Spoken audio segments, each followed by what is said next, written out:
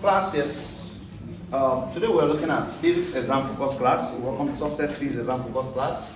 And like I said earlier, the chapter 1 to 5 of this course has already been taught and the records are available. Everybody in this class will have access to those records, chapter 1 to 5. If you don't have it, you have the right to message me. If you have registered for this lab, message me. Please send me 1 to 5. It can make our job easy. You can make our job easy. So I'll be doing 5, 6, 7, and 8. I've done 1 to 5 before. Are we together? Now, 6 is systems of particles, momentum, and collision. Another system of particle, the most important formula in system of particle is center of mass. Well, the center of mass of a body, we are all aware that a body is made up of several particles. Class, just like as a human being, there are several parts of your body that join together to make you a whole human being, your organs, your leg, your hand, and every other thing. Now, same thing with any particle. That's the systems of particles. Class, when you have a system of particles, and let us say that that particle contains 3 components that makes up the particle. Let us say 3 components was what was joined together to make up that particle.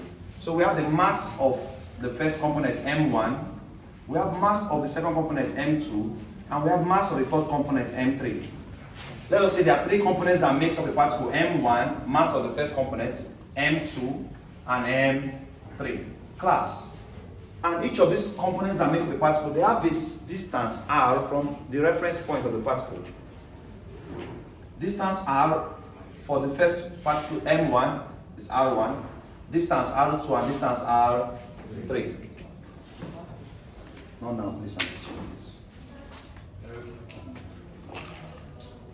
Now, the center of mass will be mass of the first particle times the distance of the first particle plus mass of the second particle times the distance of the second plus mass of the third particle times the distance of the third particle all over M1.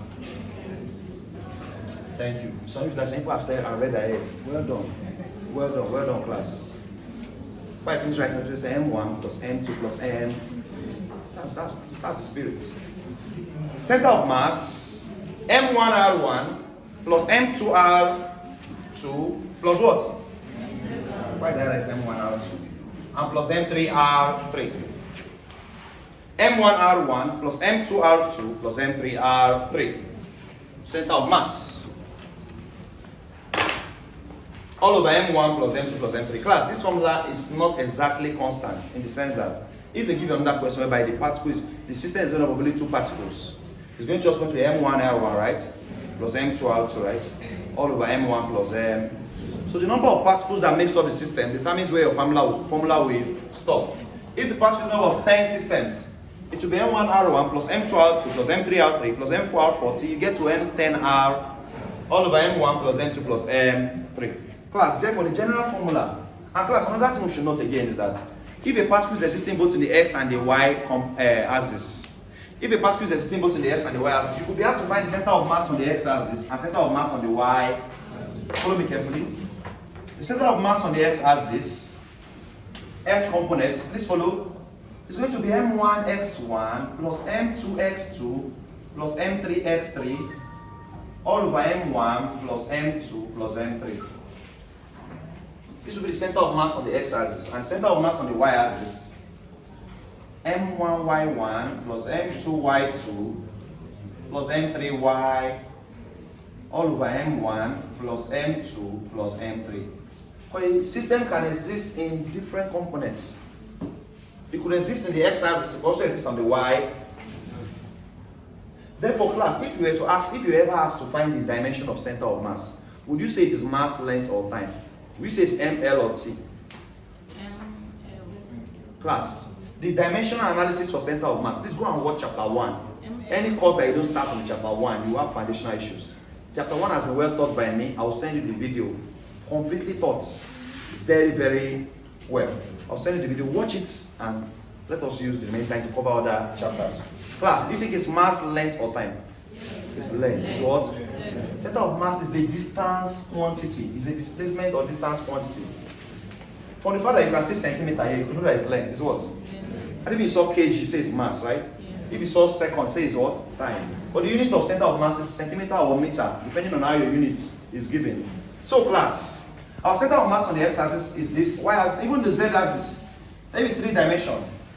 If it's a 3-dimension quantity, you have m1z plus m2z plus m3z all over m1 plus m2 plus m3. Center of mass.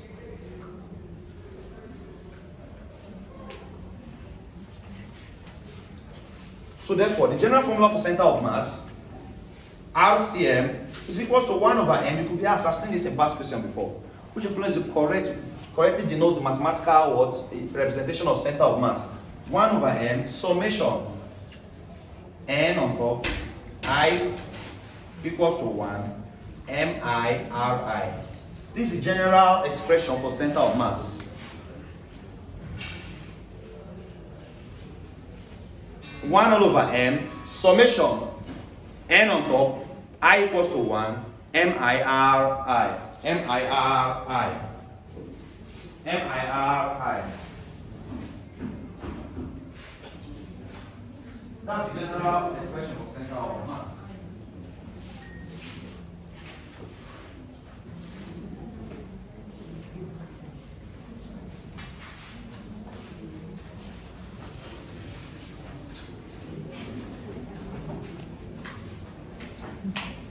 Mass. Class. Someone could ask you to find the velocity center of mass. Velocity center of mass, if it has to do with velocity, VCM will now be equal to 1 all over m summation MIVI. 1 all over m summation. Class, summation, this sign summation means add up, add. Summation MIV. So instead of MIRI, it's now MIVI. So what that means is that this velocity center of mass, class, we're going to be having velocity center of mass will be M1V plus M2V plus M3V all over M1, thank you, plus M3. It's like we are operating at we're all operating at a higher frequency because of the closeness of the exam. People are assimilating very, very fast. I like that. Well done, class. One may continue. Now, let's take a question. Let's take a question on center of mass.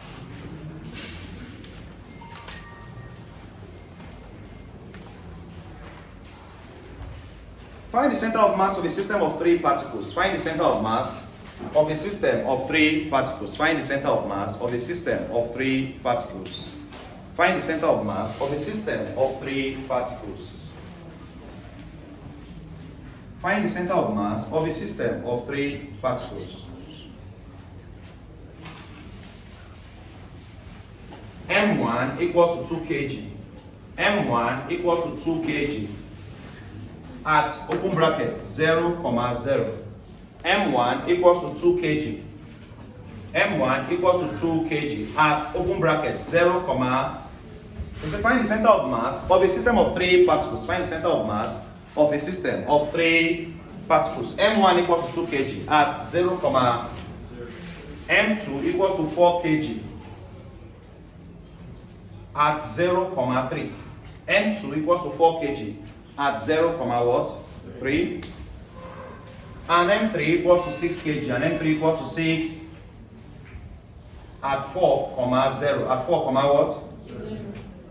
At 4, 0. Find the center of mass of a system of 3 particles. Find the center of mass of a system of 3 particles. M1 equals to 2 kg at 0, 0. M2 equals to 4 kg at 0, 3. And M3 equals to 6 kg at 4, 0. We have to find the center of mass. Class, you can see that in this question, the system exists in more than one axis. For you to have 2 pairs, it means that it exists both in the x and in the what? Class, the first component is the x axis, the second component is the y. Class, if this m1, this x1, y1. If this m2, this x2, y. If it's M3, this X3, Y3. Good. So, class, the center of mass, we're going to have two answers for the center of mass of this body. We're going to have center of mass on the x-axis and center of mass on the y. So if a body exists in two dimensions, we're going to have two center of mass, one on the x-axis, one on the y. But if a body exists in three dimensions, you're going to have three center of mass, one on the x-axis, one on the y-axis, and one on the z. Good. Now, let us get the center of mass on the x-axis. Let me just show you something just now, right? The center of mass on the x-axis will be m1x plus m2x plus m3x all over what? All over m1 plus m2 plus m3. Why do we stop at 3? Because it's made up of 3. So if on that question they gave you 5 particles, you would have continued till 5, right? Yeah. m1x1 plus m2x2 plus m3x3 plus m4x4 plus m5x all over m1 plus m2 plus m3 plus m4 plus m. Class, let us find center of mass on the x-axis. What's my m1? 2 kg. What's my x1? 0. Plus what's my m2? 4 kg. What's my x2? 0. What's my m3? 6 kg. What's my x3?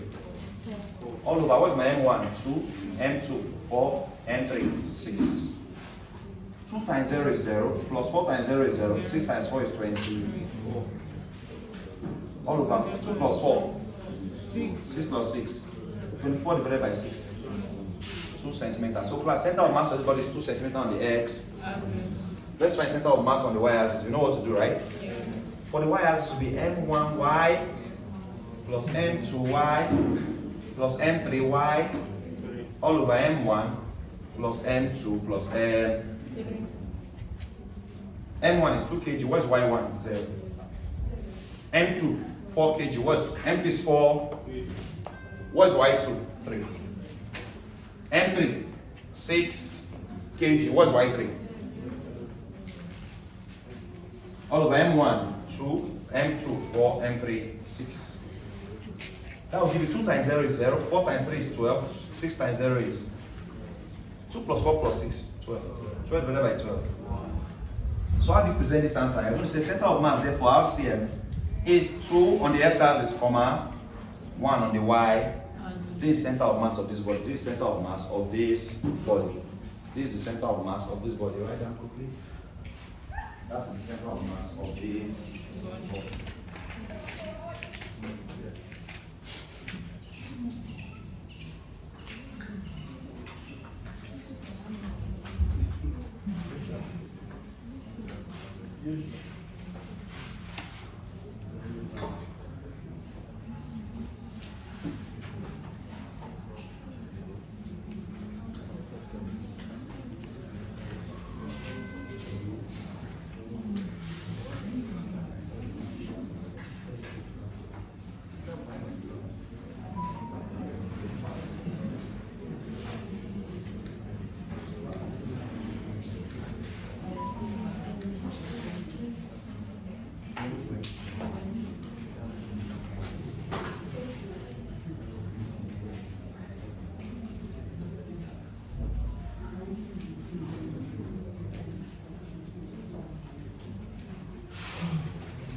Class, are we ready?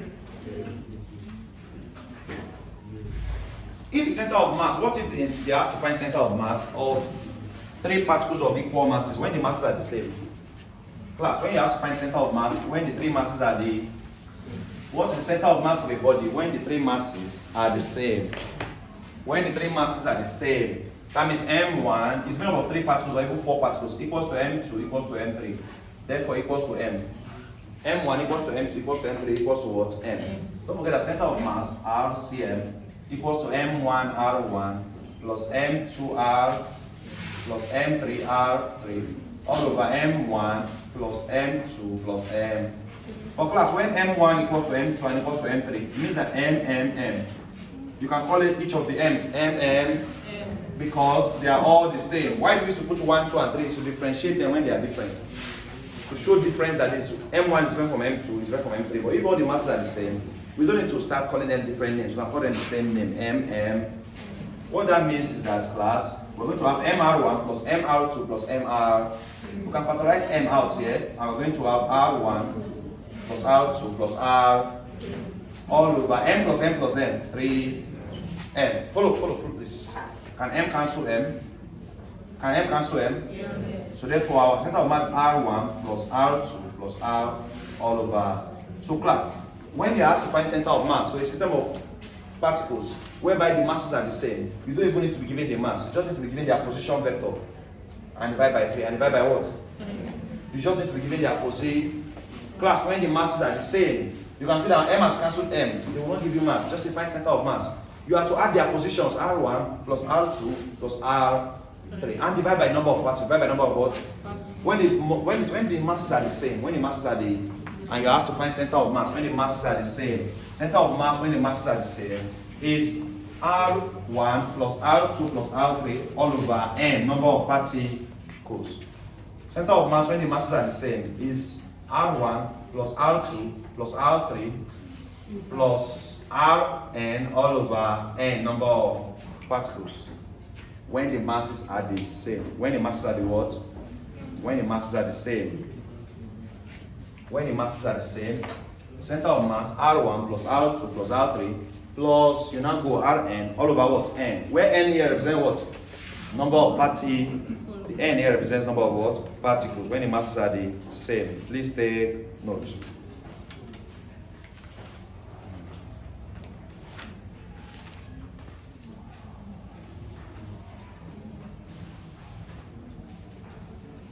Right now, let's look at collision. Collision.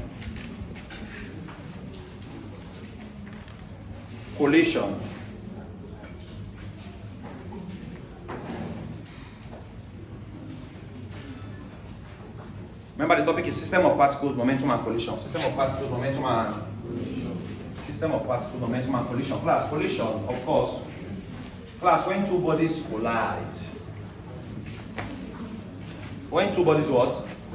Collide. We have different types of collision. We have different types of what? We have what we call elastic collision. What we call inelastic collision. What we call perfectly elastic. There are three types of collision. Elastic collision, inelastic collision, and perfectly elastic. Perfectly what? Elastic collision. Perfectly elastic collision. We have elastic collision, we have inelastic collision, and we have perfectly elastic collision. Class. Our focus will be on these two since we are doing mechanics. Perfectly elastic collision will not be mentioned for mechanics. So we're going to look at elastic and inelastic.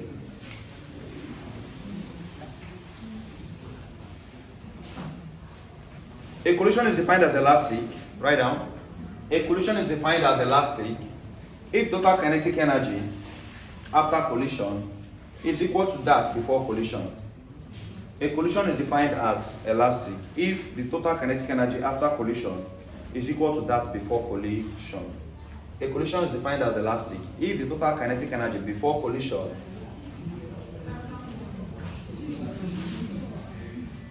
should come down. Okay, no problem. A collision is defined as elastic if total kinetic energy after collision is equal to that before collision. I'll come again. They said I should come down, so let me come. A collision is defined as elastic. A collision is defined as what? If total kinetic energy, if the total kinetic energy before collision, if total kinetic energy after collision, who said before? Who said before? Are you calling your teacher a liar? Alright, let's go. A collision is defined as elastic if the total kinetic energy after collision, if the total kinetic energy after, class, you can understand why I'm rushing. Exam is Monday. Yeah. Please, sorry, Sorry. The pressure, I told you I'm also free, it's not easy. Imagine I'm being a student. A collision is defined as elastic if total kinetic energy after collision is equal to that before collision, is equal to that before. So if total kinetic energy after collision is equal to that before, it's defined as elastic. It's defined as what? So therefore, kinetic energy, linear momentum are conserved. Therefore, kinetic energy and linear momentum are conserved. Therefore, kinetic energy and what? linear momentum are conserved. Therefore, kinetic energy and linear momentum are conserved. Therefore, kinetic energy and what? Linear momentum are conserved. Therefore, kinetic energy and linear are what? Conserved. So if they ask me this, in what kind of position is kinetic energy and linear momentum conserved? Elastic position. Now, note that for elastic collision, the coefficient of restitution is equal to 1. For elastic collision, the coefficient of restitution, this is what we call coefficient of restitution. Coefficient of what? Restitution is equal to 1. Coefficient of restitution. Well, what's the symbol for coefficient of restitution? E equals to 1. Coefficient of restitution is equal to 1. As a note, for elastic collision, the coefficient of restitution E equals to, for elastic collision, the coefficient of restitution E equals to what? 1.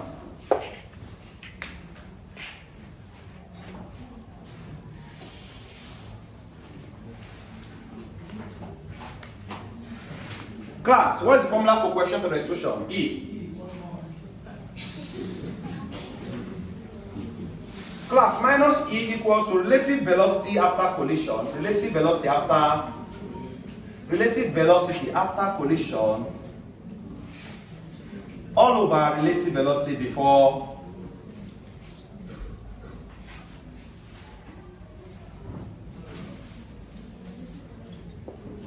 minus E. What does E stand for, class? Coefficient of restitution is a constant that helps us to determine what kind of collision we are dealing with. Class, the value of E can help me to know the kind of collision we are dealing with. When E equals to 1, I already know that I'm dealing with elastic collision. And class, the formula for E is minus E equals to relative velocity after all over relative velocity before. Class, have you ever been moving before and just hit someone? Okay, see what happened? That was on Friday. One of my students in my driving school, this girl likes running a lot. So she saw Keke in front. She was driving. I was at the instructor at the side. I thought I was pressing phone. I was just replying messages. I knew that this girl was going to almost hit one Keke. You know that we actually hit that Keke that day, on Friday. She hits the Keke entered inside one gutter. This happened last week Friday. I don't even remember that day I said I cancel class. Okay, yes. Remember that Friday I said I cancel class? Yeah, I don't just see my class for anything. It was that thing that happened that day. I post on the group that there won't be class today. People even complained. They didn't know what was happening. That we were in an accident. They held us like this. We're not getting anywhere. The Keke crushed, like everybody in the Keke. 2 people had serious injuries. She likes running. I don't know why. You came to learn driving school. Why are you running? You're a learner. Hey, just give her cash, she start running. You understand? We used to tell her, Becca, if she even has mind more than guys that can come to the driving school. You see guys being very careful, she like running. So she hit the Keke entered this thing. What I'm trying to say is that that's collision. In the midst of why are you laughing? In the midst of a bad accident, I can still take learning from it. It's what? I was not happy about that day. I'm still feeling very bad. We spend a lot of money to repair this, repair that, like Keke. This one said my phone break. I have to repair the person's phone. This one said my this one break. Now you jam me. But what the one you spoil, the one you did not spoil. You understand? So, but we collided. My point is that we collided with the Keke. We collided with the Keke was moving at a slow speed. You know those Keke when they are moving? Maybe they see person that they want to stop and pick. They will not tell you that they want to stop. They will just stop. And you are driving. It just stopped. So we now, she was driving, Debbie. She was driving. I can't forget her name because of that incident. So she was driving. She now hit the Keke. What happened to the Keke's speed? It will change, right? The Keke was moving at 1 meter. The Keke was moving at 1 meter per second, and the car come and jam it. Would the speed still be 1 meter per second? It will now move with a higher speed, the speed of the car that jam. That's what happens in collision, class. So, a collision, we say coefficient of restitution is relative velocity after collision divided by relative velocity before, and negative E is the value. Now let's go to inelastic collision.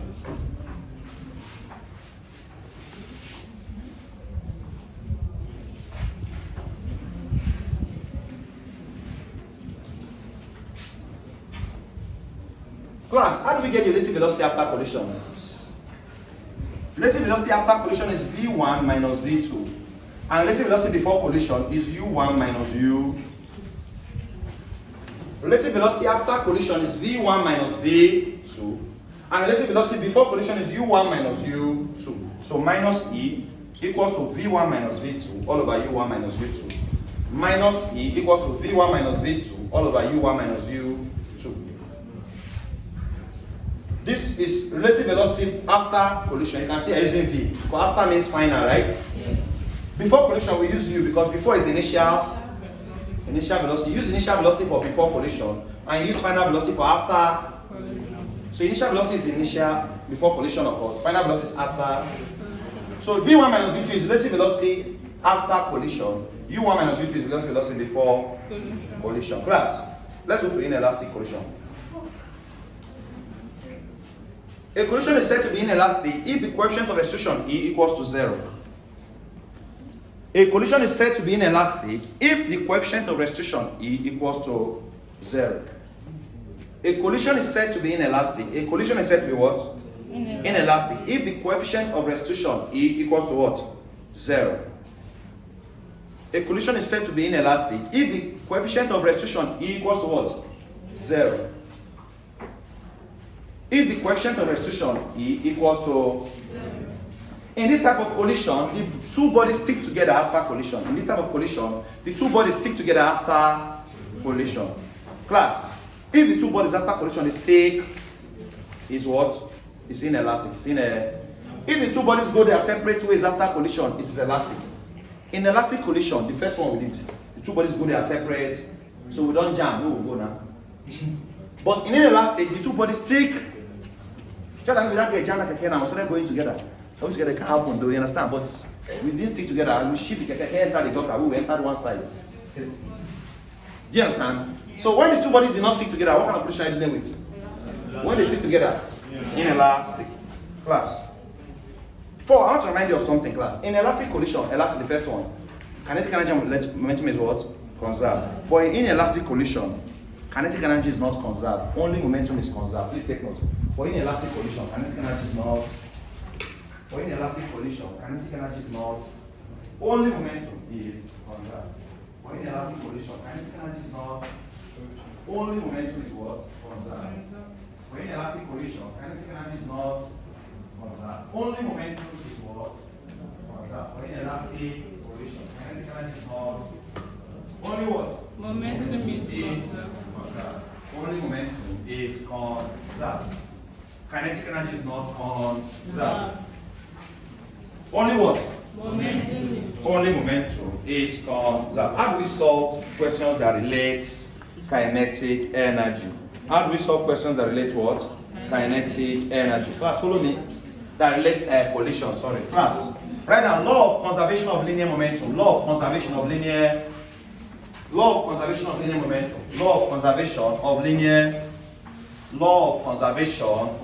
momentum. States that. Law of conservation of linear momentum states that the law of conservation of linear momentum.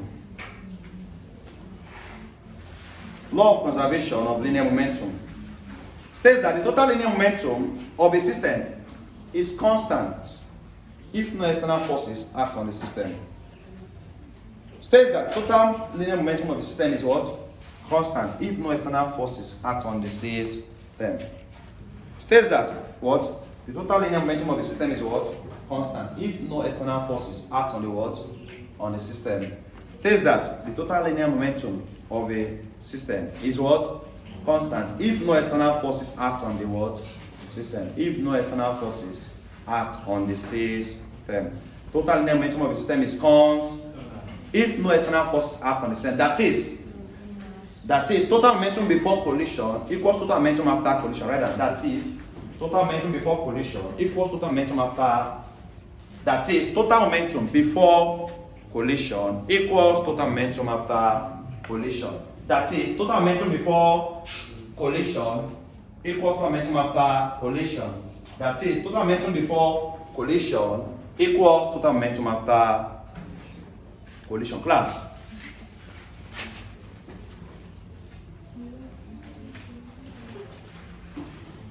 If two bodies, body 1 and body 2, body 1 and body Quite a different scenario, so there's no one fixed formula for this kind of solving in collision.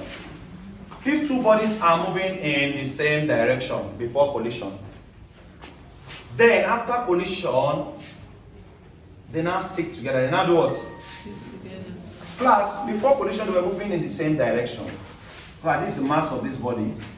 Class, this body has zone velocity, initial velocity u, and this body has zone mass m2, and initial velocity u.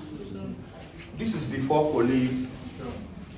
Now, this after collision, they now stick together. There's Tm1 and there's Tm2, but they are now together. Class, they will not have separate velocity because, class, if you're in a car and the car is moving, your speed is the speed of the car. Yeah. You automatically acquire the speed of the, because you're inside the. So if these people are moving together, they have the same speed. They have the same what speed. So they have a common velocity v. They have a common velocity what? Class. So before collision, they are moving in the same direction.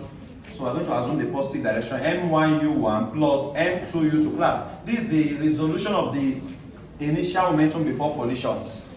Now momentum is mass times velocity. What happens to someone when there's collision is that there's a change in momentum of the body.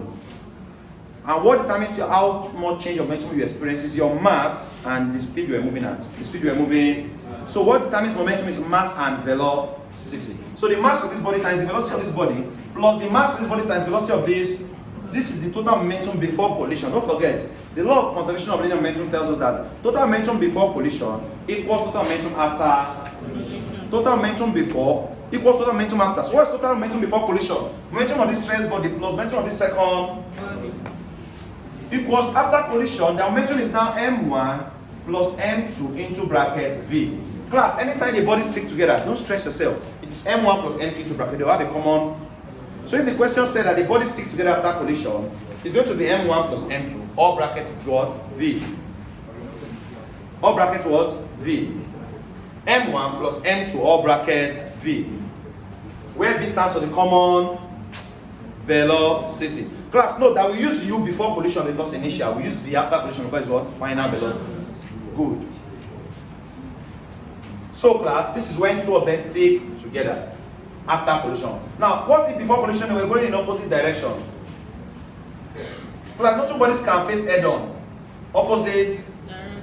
So this m1 and this m2. Let me write it up so that those at the back can still see. You have two bodies, m1 and m, moving in opposite directions. But let's say after collision they now stick together. Well, you know what the formula will be after collision. Anytime they stick together, no matter what happened before, if they stick together after collision, this is the formula m1 plus m2 into bracket. So after collision, this is sorted. After collision, this is. But before, you have to accept in opposite direction. This is the positive x-axis, this is negative x. This is how we carry a positive. And this initial velocity u1, this initial velocity u. This will be m1 u1 minus m2 u. Why is there a minus? Because one person is going in opposite to the other. Well, now because after collision they stick together, no matter what happened before. After collision they stick together, what should we write? M1 into bracket. That's if you're moving opposite direction before collision. This is they're moving in the same direction.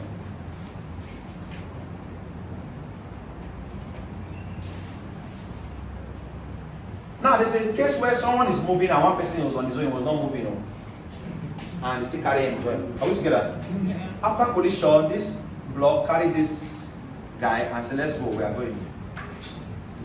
So this M1 and this M2.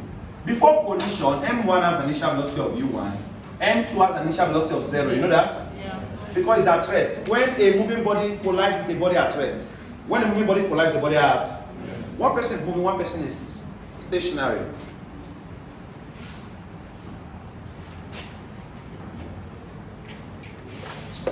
Story that comes to my mind, but this is exam period, so no need. No. Sometimes I will have told you about exam period. Now let's go now. Class, initial velocity, total momentum before collision is only one person that is moving. Anybody that is at rest does not have any momentum, does not have any what? Because if even if you say mass times, momentum is mass times velocity, right? Yeah. M times 0. 0. Mass times velocity of 0 will give you what? Yeah. So this guy's momentum is 0. So the only momentum before collision is the moving body, this guy. Momentum before collision is m1 u equals to after collision they now stick together, it will be m1 plus M2 into bracket V. M1 plus M2 into bracket what? Take this question down. You're writing? Write fast, write fast. Write fast, write fast.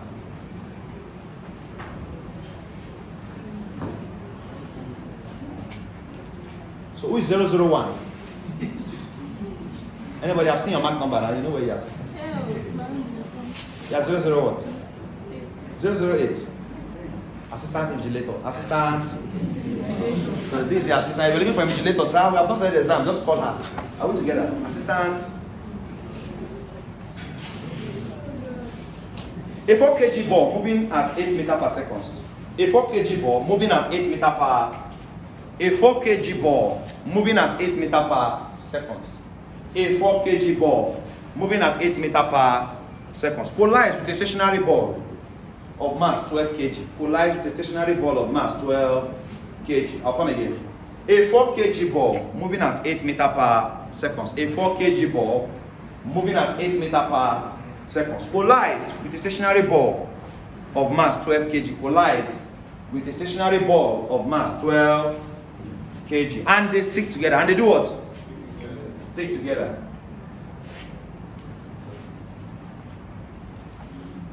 Calculate the final velocity and the kinetic energy lost on impact. Calculate the final velocity and the kinetic energy lost on impact. Calculate the final velocity and the kinetic energy lost on impact. Calculate the final velocity and the kinetic energy lost on impact. Are we together? Calculate the final velocity and the kinetic energy lost on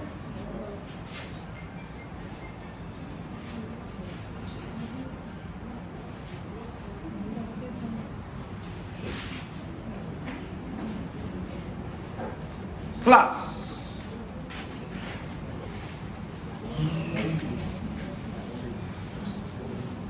There's a video for it, please.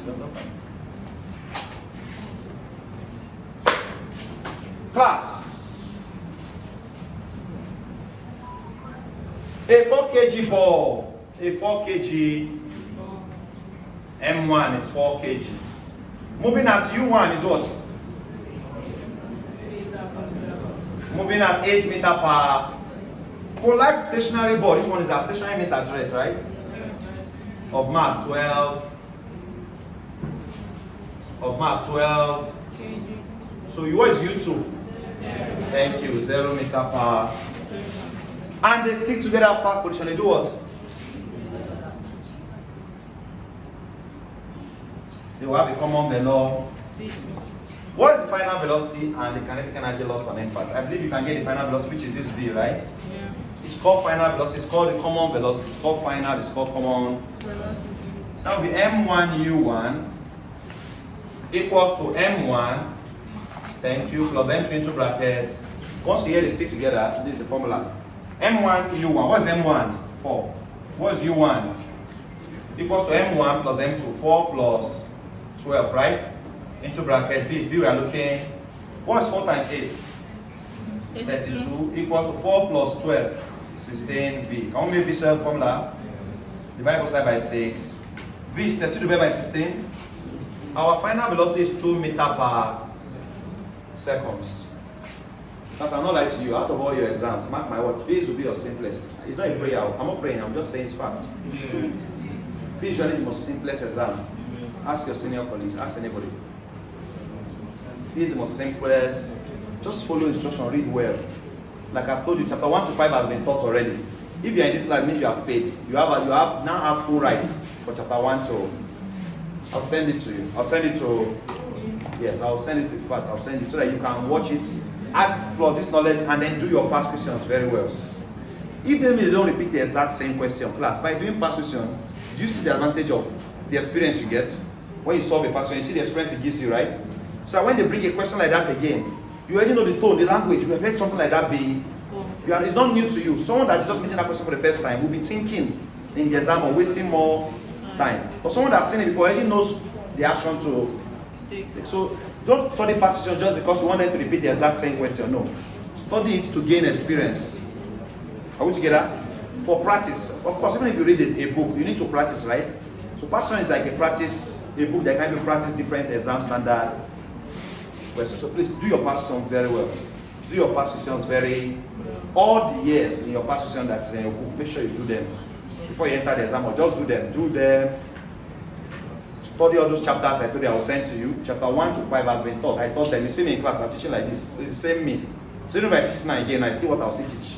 So why not just let us access the video and watch it, study it, while we do the ones we have not done, so we can save more time. But if I study Islam on chapter 1 and I want to go chapter 8, before I get chapter 4, you must have forgotten chapter 1. Before I get chapter 5, you are already tired. So you do that one, let's do this one. Now, plumbings. Final velocity is V. Now they say find the kinetic energy lost on impacts. Class, what kind of collision is this first of all? Is it elastic or inelastic? Elastic. Why is it inelastic? They stay. Now why are they saying kinetic energy loss? But let me tell you something. I didn't mean this collision was elastic. And they say find kinetic energy loss. Do you know how you're going to solve? Follow this. If this collision was elastic and they say find the kinetic energy lost. Class, do you know that the kinetic energy loss is 0? Because for elastic collision, kinetic energy is conserved. What does that statement mean? Don't just cram it. They ask and I'll just click this one sharp. Understand what the statement? I just told you that for elastic collision, kinetic energy is conserved, meaning that kinetic energy remains constant before and after collision. So there's no kinetic energy lost. Because class, kinetic energy loss is usually kinetic energy before collision minus kinetic energy after Collision. kinetic energy before minus kinetic energy what? After. We give it the kinetic energy lost on impact. For class, during collision, the energy that the body must have moved with might not be the same, might be lost. For class, if the collision was elastic, kinetic energy is conserved. That means total kinetic energy before collision equals total kinetic energy after. So there is no kinetic energy lost on impact if it is elastic collision. So kinetic energy lost on impact will be what? 0. Because there is no kinetic energy lost. There is no kinetic energy what? Lost. But for this one, there's kinetic energy lost. Why? Because for this is an inelastic collision. Kinetic energy is not who is conserved in inelastic collision? Linear. Only momentum is conserved, right? Kinetic energy is not conserved. Class, follow me. So kinetic energy is lost on impact. It's what? It's lost because it's not conserved. Let us find the kinetic energy lost. How do we do that? Find kinetic energy before and kinetic energy what? After. Before collision, what do we have as kinetic energy? Half mv squared is formula for kinetic energy, right? Yeah. So our v is u, right? The velocity before collision is u now. Yeah. This was the only body moving. This guy was not moving, right? Yeah. So our total kinetic energy before collision is half m1 u1 squared. And that's half, what's m1? 8, sorry 4. m1 is 4. And what is u? 8 or 2 here, 1, 2 here. 2 times 8 squared is 60. 2 times 4, 128. Before collision, total kinetic energy was 128 joules. Before collision, total kinetic energy was 128.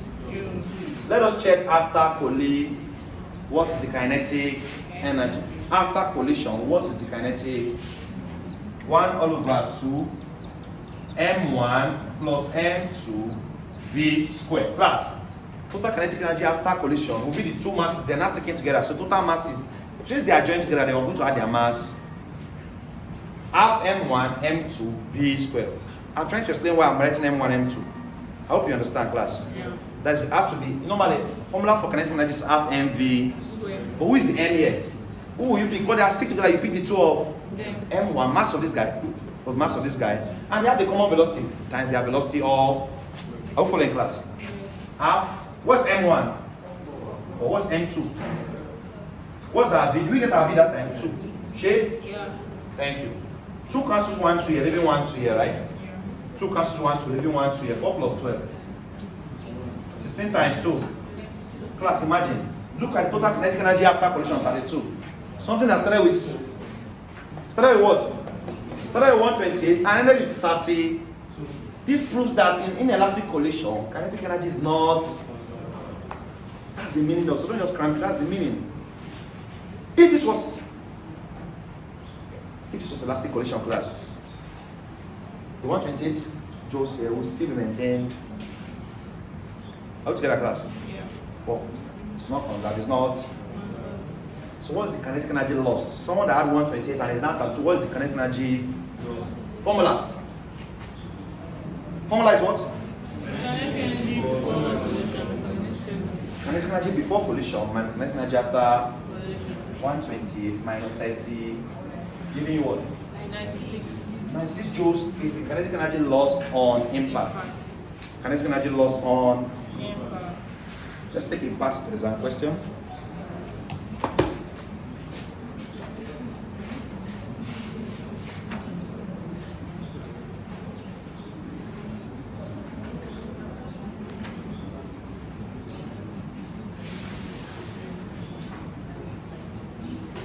A 5 kg object traveling. I've seen it.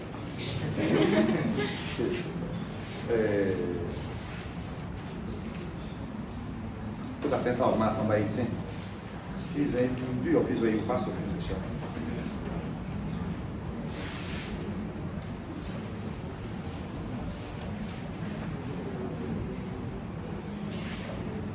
Are we ready? Yeah. No.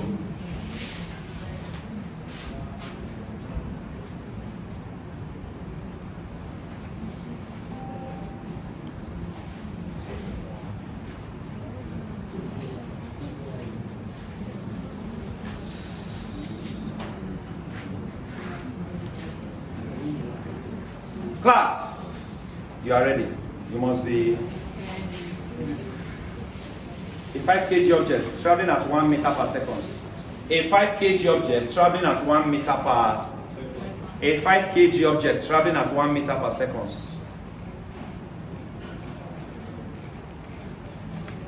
If you have your past question, you will go to 2020, 2021. That's where you see the question. 2020/2021 question. Where are you again? Question 27, question 20. A 5 kg object traveling at 1 meter per seconds collides head on with a 10 kg object initially at rest. Collides what? Head on with a 10 kg object initially at rest. Collides head on with a 10 kg object initially at rest. I'll come again. A 5 kg object traveling at 1 meter per seconds. A 5 kg object traveling at 1 meter per seconds collides head with the 10 kg object initially at rest. If the two objects get stuck and move in the same direction after collision, if the two objects get stuck and move in the same direction after collision, if the two objects get stuck, what is when I get stuck? They say and move what? In the same direction after collision and move in the same direction after what? What is their velocity? What is their velocity?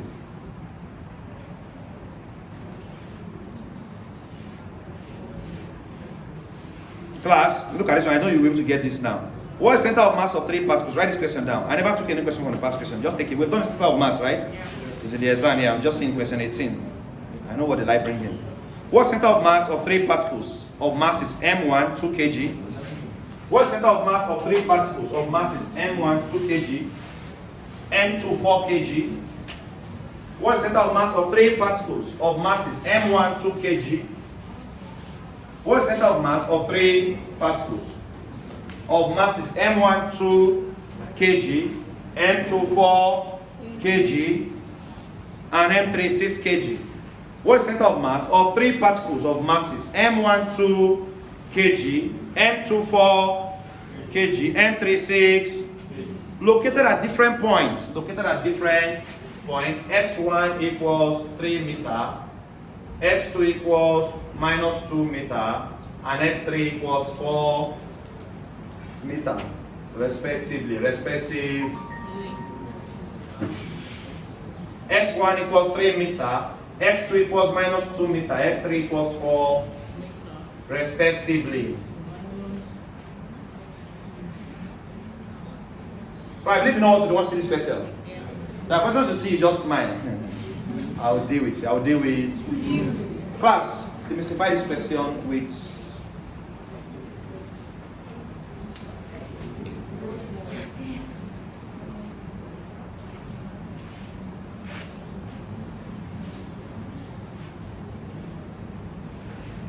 See another question. This is on a broad diagram. Let me do this one for you. You might have missed it. Class, they say MO. Give me the diagram below. MO. This is your position.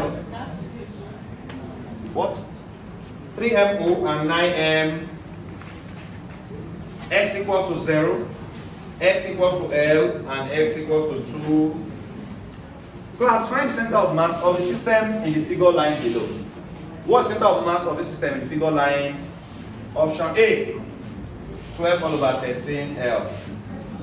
Option B, 4 all over 12 L. Option C, 21 all over 13 L. Option D, 13 all over 21 L. The same here, the broad center of mass again. You see, find the center of mass of the system of these three particles. Find the center of mass of the system of what?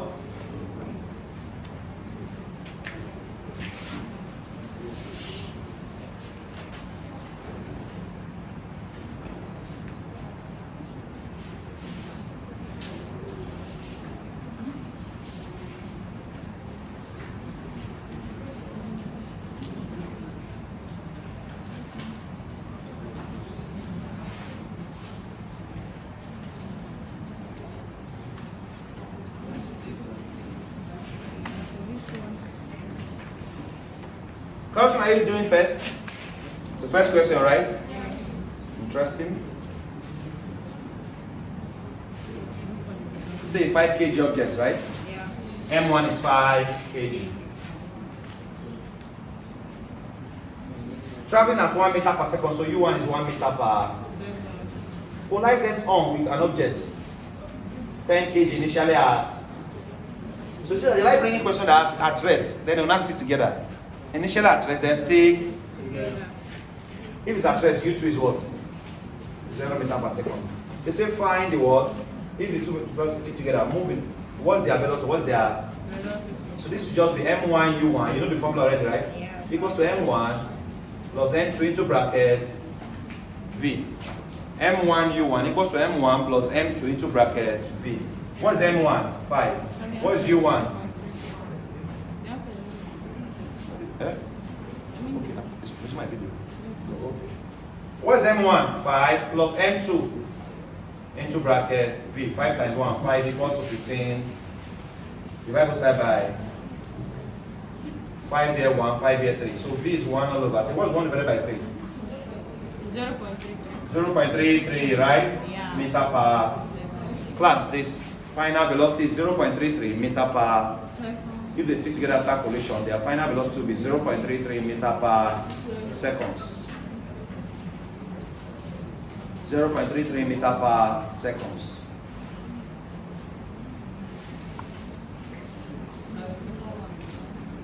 Okay, you've done the second one. Ooh, well done, well done, well done.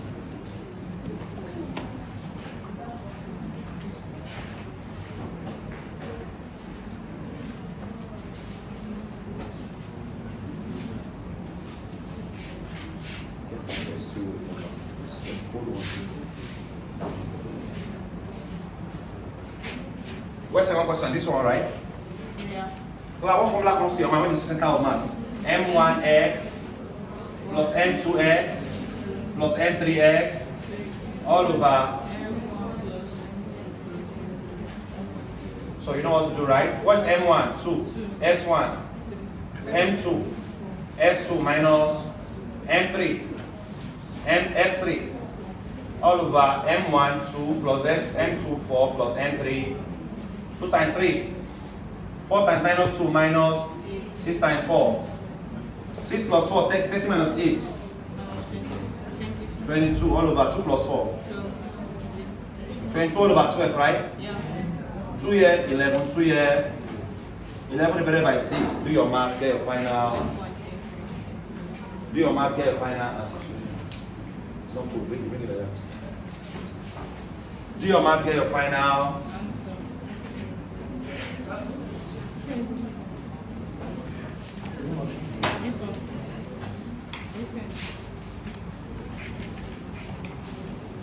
This third one, the center of mass.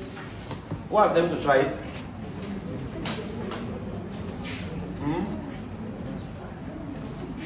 Class, they are telling that this is the mass and this is the. the position vector of the mass.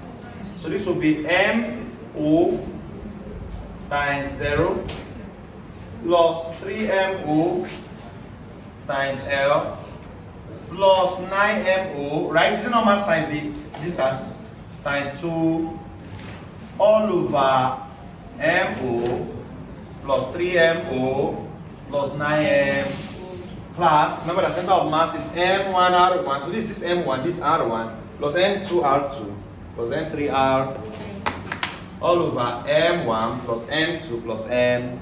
Who is the M1 for this guy? MO. Who is M2? 3MO. Who is M3? 9MO. MO times 0 is 0, right? So we are left with 3MO times L. 3MOL plus 9 times 2. 18MO all over MO plus 3MO, 4MO. 4MO plus 9MO. 13M. Plus M1, MO is a factorized out. Bring out MO.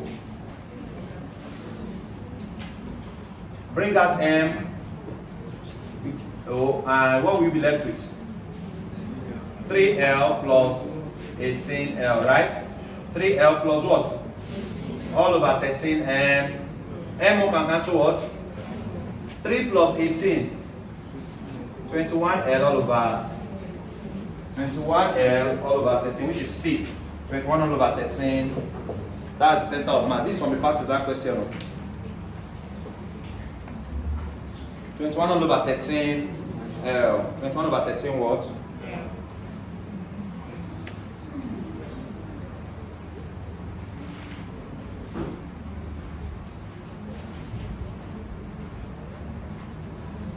If you are passion, go to question 43, you see center of mass again. Question 43, you see center of mass. Question 45, another collision question, another collision. Write down, another collision question.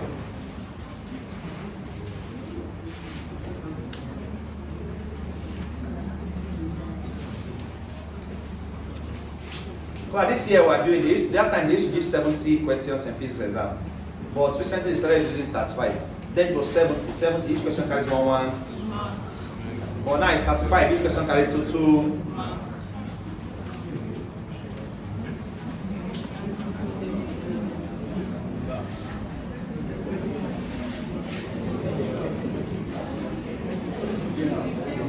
If you get half, how can you get half in objective exam? See me after the class.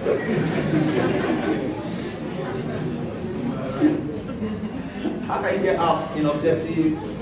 See me, you need a cold drink to calm your head. An object of mass 5 kg. An object of mass 5 kg. An object of mass 5 kg. Moving with a velocity of 100 meters per second.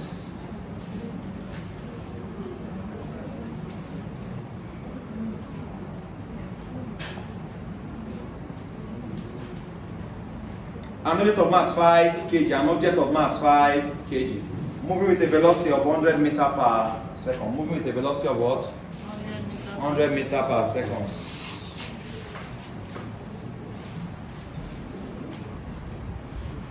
Makes a head-on collision.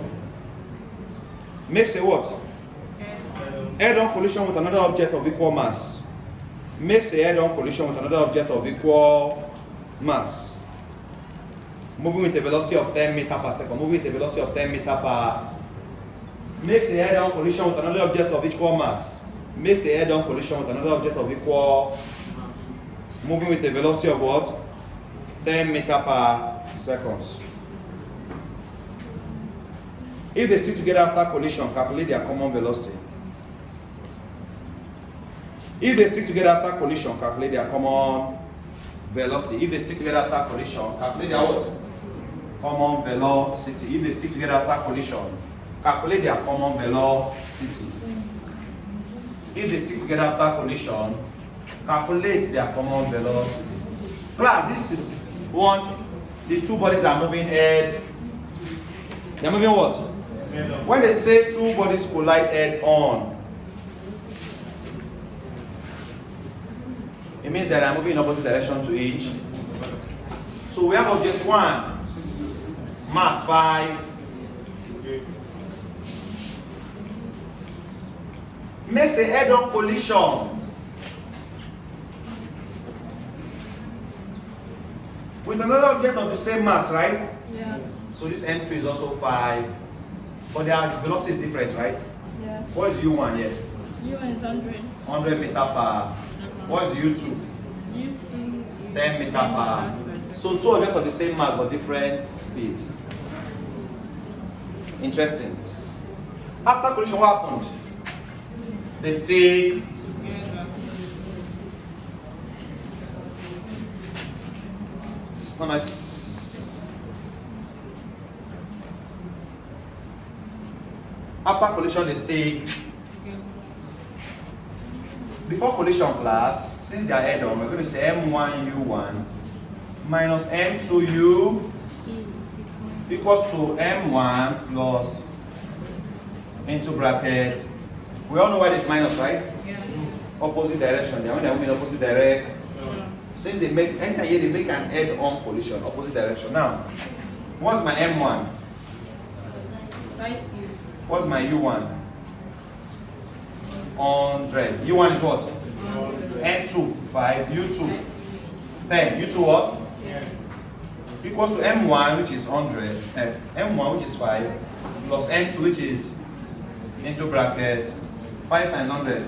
500. 5 times 10. 5 plus 5. 500 minus 50. 4 450. equals to 10. Divide both side by. 45. So the common velocity after collision is 45 meter per 45 meter per second.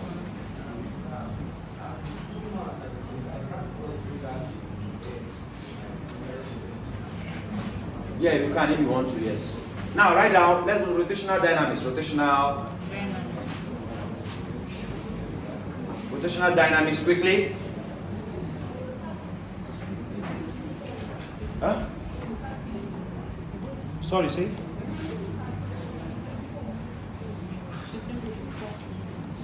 Is he on that collision too? Okay, 54, yes, center of mass. Okay, we can look at it. Calculate, find the center of mass of particles, write down. Find the center of mass of particles. M1 equals to 2 kg. Find the center of mass of particles. M1 equals to 2 kg. M2 equals to 3 kg. And M3 equals to 2 kg. Find the center of mass of particles. M1 equals to 2 kg. M2 equals to 3 kg. And M3 equals to 2. Where the masses are located at the corner of an equilateral triangle.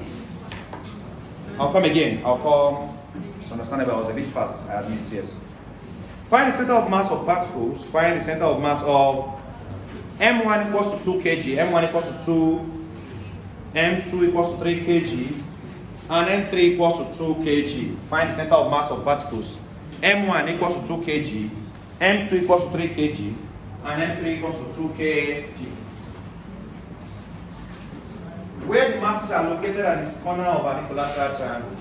Where the masses are located at the corner of an equilateral. What's an equilateral triangle? All the sides are equal, right? Yeah. An equilateral triangle has equal sides and equal angles. Equal what? Where the masses are located at the corner of an equilateral what? 1 centimeter on each side. 1 centimeter on each. 1 centimeter on each side. 1 centimeter on what? Each side. Oh, the question is actually over. Yeah, that's the question. Find the center of mass of particles. M1 equals to 2 kg, M2 equals to 3, and M3 equals to 2 kg. Where the masses are located where? At the corner of an equilateral triangle. 1 centimeter on each side. Look up, let's do it together. We have an equilateral triangle like this. 1 centimeter, 1 centimeter, 1.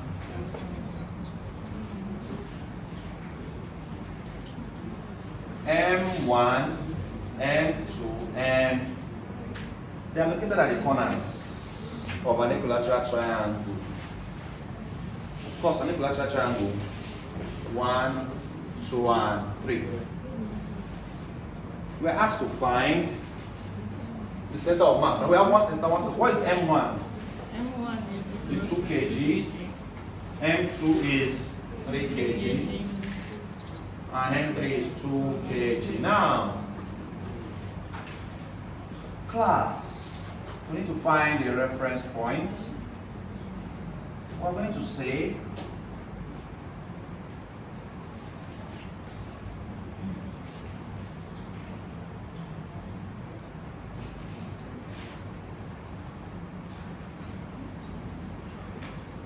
we're going to find M1 due to R1, M1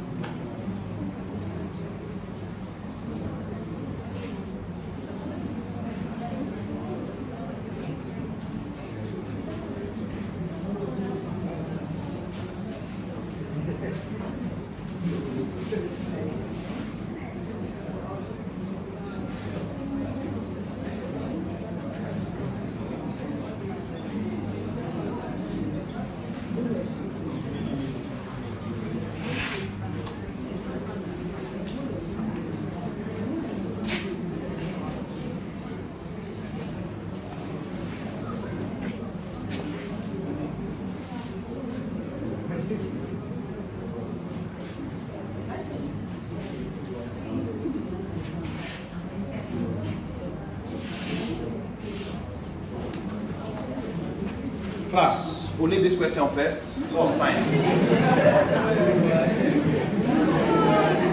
Leave this question what? Because if you say you take this question now, you sleep here. You do what? You sleep here. Leave the question first. Take the question. If you say you should take it, you sleep here and I have other things to do. Now follow me.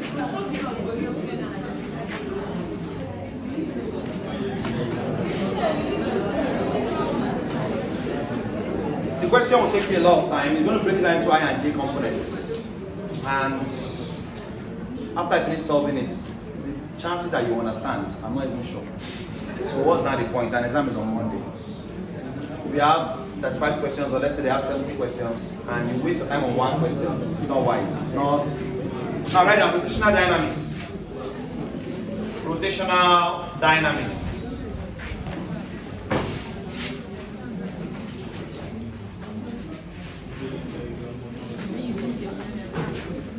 Class, when looking at rotational dynamics, we are looking at questions that has to do with circular motion. Circular motion. Where is this? Class, we have looked at linear dynamics earlier. We said dynamics is the study of motion with reference to the forces of motion. Now, we're talking about rotational dynamics. We're talking about every forces or every parameter that helps a body move in a circular path. We're going to be studying it here. all the parameters that helps the body move around a circular. This is the aspect we're going to be looking at it. This is where we're going to be looking at what it. Now we have what we call analogy between linear and circular parameters. Analogy between what? Linear. And circular parameters.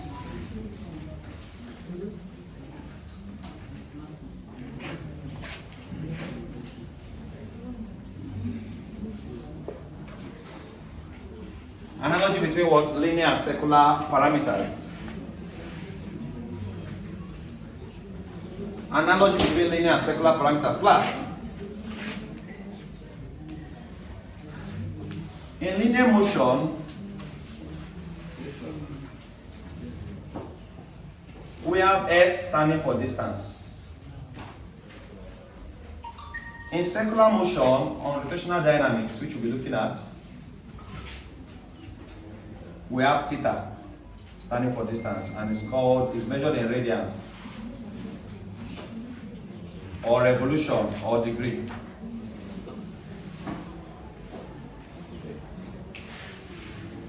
Radians or revolution or degree. We have V stands for velocity. In circular motion, we have W, angular velocity, angular.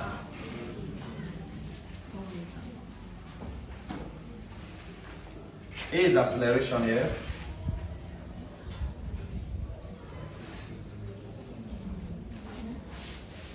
Alpha, we have angular acceleration.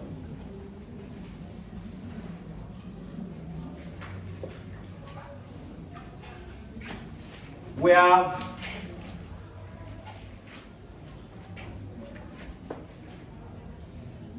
mass, M. In circular motion, mass is called I, moment of inertia. But the analogy of mass in circular motion, moment of what?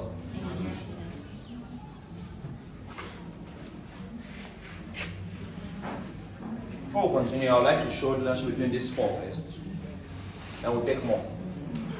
Class. When the body is moving around the circular parts,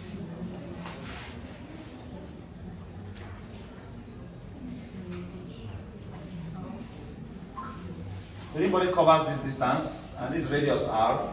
This is the angular distance covered by the body is theta. Follow me. So a body moving around the circular part is covering what? A circular distance. Class. This linear distance covered is s. The angular distance covered is theta. The relationship between linear and circular is the radius r. Linear distance s equals to radius times angular distance theta. Linear distance s equals to radius times angular distance what? Theta. Linear velocity v equals to radius times angular velocity w. Linear acceleration a equals to radius times angular acceleration what? Alpha. This is what relates the linear parameters to the circular parameters. Then we have moment of inertia I equals to mass times radius squared. I, moment of inertia and mass. What relates them is radius. Check all these parameters. See that radius relates all of them. This is the analogy relationship between linear and circular parameters. Class, we used to call force in linear kinematics F. In circular motion, we call it torque. Class. The force that will be applied to move the body around is torque. And the relationship between torque is T-O-R-Q-U-E. The relationship between the torque and the force is torque equals to R F. Class, you see, you should calculate the torque. T-O-R-Q-U-E. It is radius R times force what? F. It's radius R times force what? F. Momentum P. We have linear momentum, we also have angular. What is symbol for angular momentum? L. Symbol for angular momentum is what? L. But we know that momentum P is mass times velocity. Mass times what? Velocity. So angular momentum L is moment of inertia I times angular velocity W. If you have to find angular momentum, class, what is common formula for symbol for momentum is P. Please follow carefully. The symbol for momentum is what? P. And it is mass times velocity. So angular momentum, symbol for angular momentum is what? L. And it is, what is mass in circular motion? I. What is mass? Moment of I. times velocity. Angular velocity is what? W. Angular velocity is what? W. So angular momentum is IW. Class. You could be asked to find rotational kinetic energy. Class, everything we have in linear parameter, we also have in circular parameter. Rotational kinetic. What is the formula for kinetic energy? Half mv. Normal formula for kinetic energy is half mv squared. So rotational kinetic energy, class, will be half. What is m in circular motion? I. What is v? V w squared. So formula for rotational kinetic energy is half I w squared. Formula for rotational kinetic energy is half I w what? Squared. Rotational kinetic energy. So that's that we have normal kinetic energy in linear motion. We also have kinetic energy in circular. It's called rotational kinetic energy. And it's half IW what? Squared. Power. We know power is force times distance over time, right? But distance over time is velocity, right? Power is force times. Power is what? But class, force is torque. Force is what? And velocity is W. So class, rotational power can be gotten by multiplying the torque by the angular velocity W. Rotational power of the body. Rotational power of the body can be calculated by multiplying the torque. Torque represents force in circular motion, and W is angular velocity.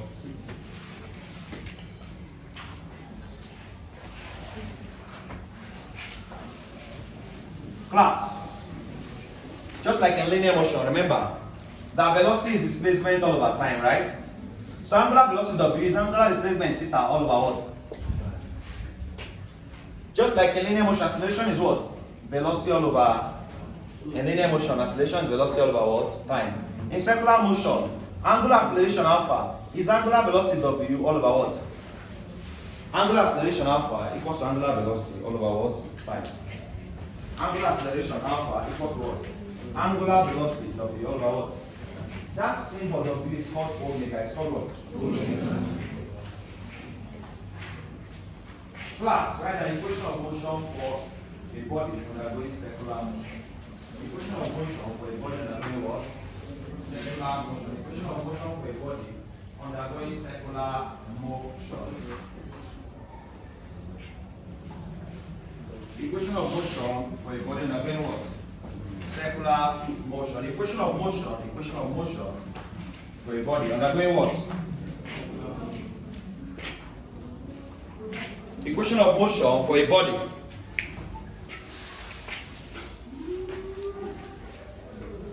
Equation of motion for a body undergoing circular motion. Class, for linear motion, V equals to U plus AT.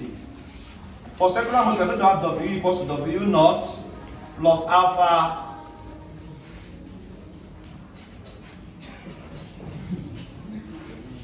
V square equals to U square plus 2AS.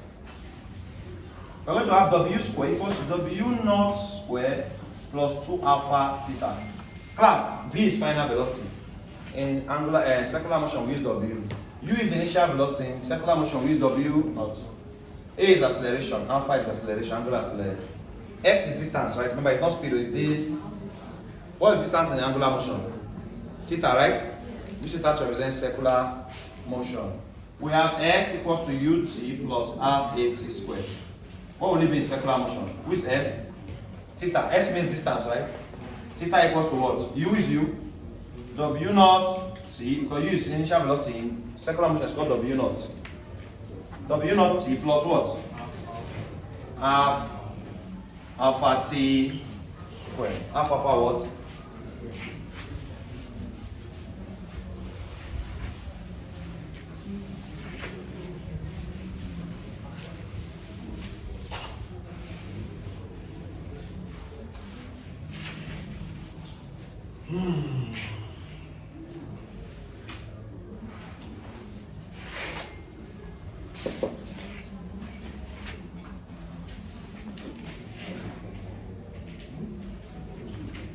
Class. We have what we call centripetal acceleration. Centripetal what? Acceleration. Centripetal or radial what? Acceleration. If you have to calculate centripetal or radial acceleration, formula is V squared over R. V squared over what? Centimeter of radial acceleration is V squared over R. For class, don't forget that V on its own and W have a relationship. V equals to R. V equals to what? RW. V equals to R. So it means I can replace V here with RW. I can replace V here with what?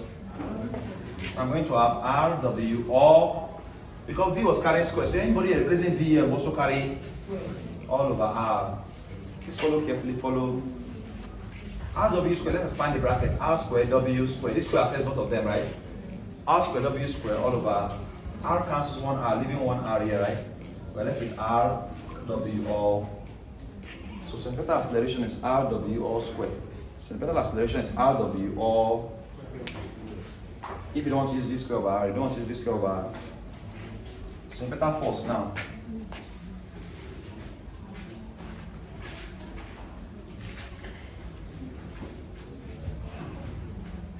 Centripetal force is mv square all over R. mv square all over R. Centripetal force is mv square all over R plus, and don't forget our V is RW square. So if I change my V to RW square, I have M RW square. V is what? What is V? RW. So M RW all over. What's RW all square? M R square W square all over. Can R kill one R here? We have MRW square. MRW what? Square. MRW square. So there are two formulas for centripetal force. MV square over R or MRW square. MV square over R or MRW square.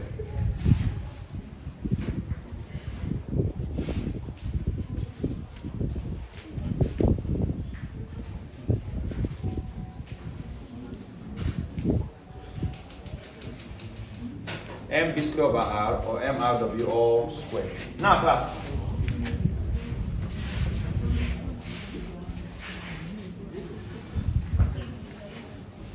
Class, angular distance. The unit for angular distance theta, can measure the radians. Follow me. This is a key exam point. Or revolutions. Or degree. Or what? Degree. Angular distance or angular displacement can be measured in radians or revolutions or degree. Class, question usually comes out from here. When they ask to convert from radians to revolutions to degree, I must give you the conversion units for radians to revolution to degree. Class, we know that 2 pi radian is equivalent to 1 revolution. 2 pi what? It's equivalent to 1 revolution, and 2 pi radian to degree is equivalent to 360 degree. 2 pi radian is equivalent to 360, and 2 pi radian is equivalent to 1 revolution. This therefore means that 1 revolution will be equal to 360. Because if ever you are asked to convert from radian to revolution, which you will be asked,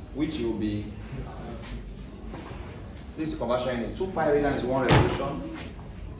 2 pi radian is also 360, and 1 revolution is 360 degrees as well, class. You could be asked to convert from one unit to another. But please just note that the most accepted unit for angular displacement to angular distance theta is what? Radians.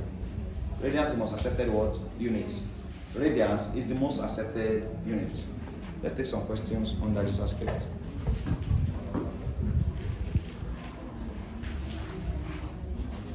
After this chapter, I want to pick out 10 questions from your past question that will be repeated. They'll be what? Like I'm telling you that you're going to see questions like that in your exam. And I'm telling you now.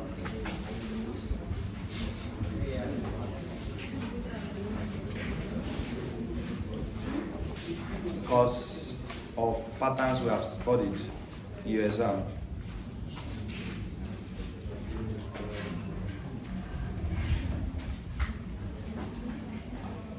Convert 1 to 120 degrees to revolution. This one is exam question 17. Convert 120 degrees to revolution. Convert 120 degrees to revolution. Convert 120 degrees to what? Revolution. Convert 120 degrees to what? Revolution.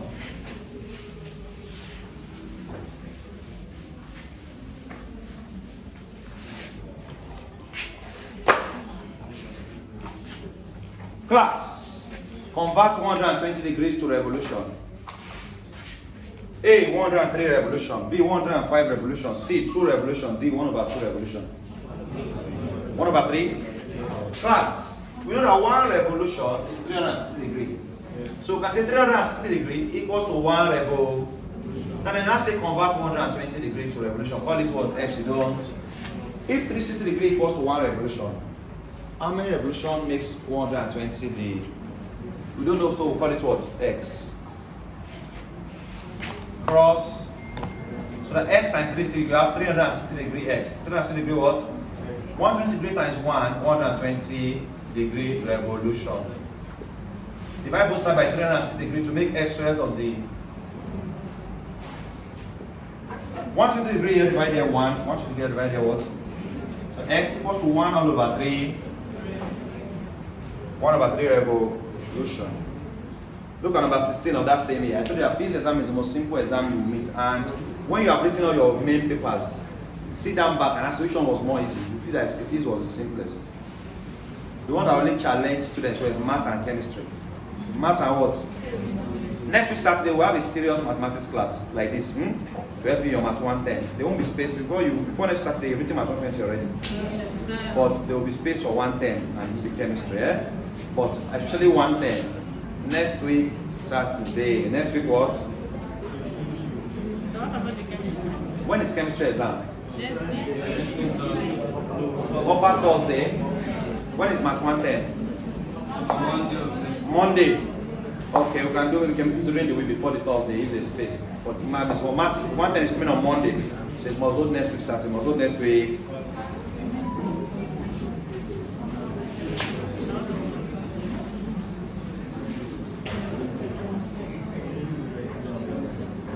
Convert angle 60 degree to radian.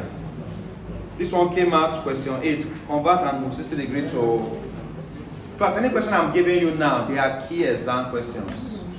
There are things that something like that can come out in your exam. Convert angle 60 degree to radian. Convert angle 60 degree to what? Radian. Convert angle 60 degree to. Convert angle 60 degree to what? Radian. A, option A, pi/2 radian. Option A, pi/2 radian. Option B, pi/3 radian. Option C, 3 pi radian. Option C what? 3 pi radian. Option D, 3 pi/2. Convert 60 degree to what? Radians. How do you go from degree to radian? It's still on the board. From degree to radian, 360 degree equals to 2 pi.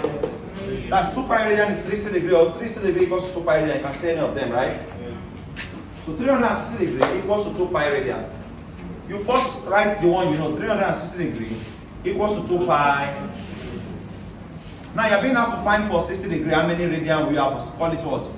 X, we don't know. X, we don't.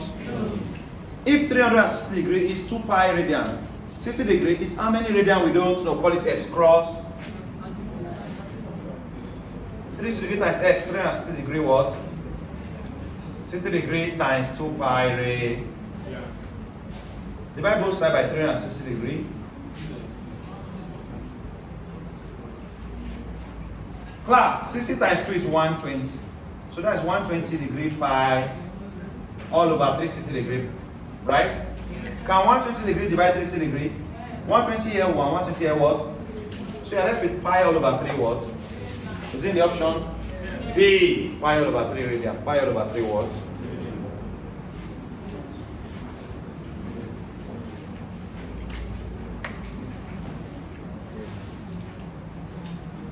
So So class, if you have to convert 72 degrees to radian, what will you have? Convert 72 degrees to radian. Convert 72 degrees to radians. Convert 72 degrees to radians. Class, any question I'm taking now at the end of this class, take those questions very serious. Take any question I'm picking now very serious. Any question I'm calling now at the end of this exam, take it very serious. Convert 72 degrees to radian. Convert 72 degrees to radians. Convert 72 degrees to radians.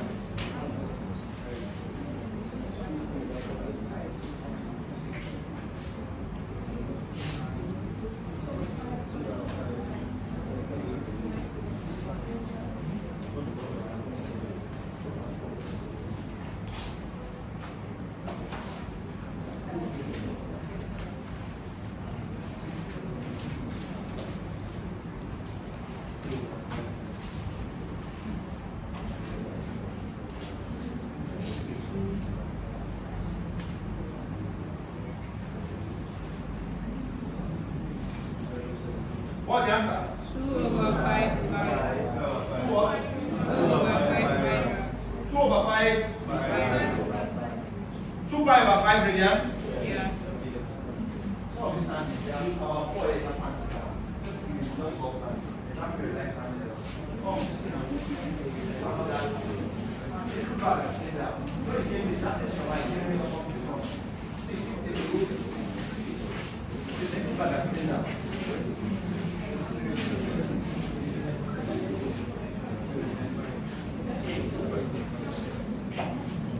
Right. If the radius of a circular orbit is 50 centimeter, if the radius of a circular orbit is 50 centimeter, if the radius of a circular orbit is 50 centimeter, if the radius of a circular orbit is what? 50 centimeter. Calculate its linear velocity. If the radius of a circular orbit is 50 centimeter, if the radius of a circular orbit is what? 50 is 50 centimeter, cheap, not 60. If the radius of a circular orbit, if the radius of a what? Of a circular orbit is 50 centimeter. Calculate its linear velocity if the angular velocity is 6 radians per second. Calculate its linear velocity if the angular velocity is what? 6 radians per second. Calculate it what? Its linear velocity if its angular velocity is what? 6 radians per second. Calculate it what? Linear velocity if the angular velocity is 6 radians per second.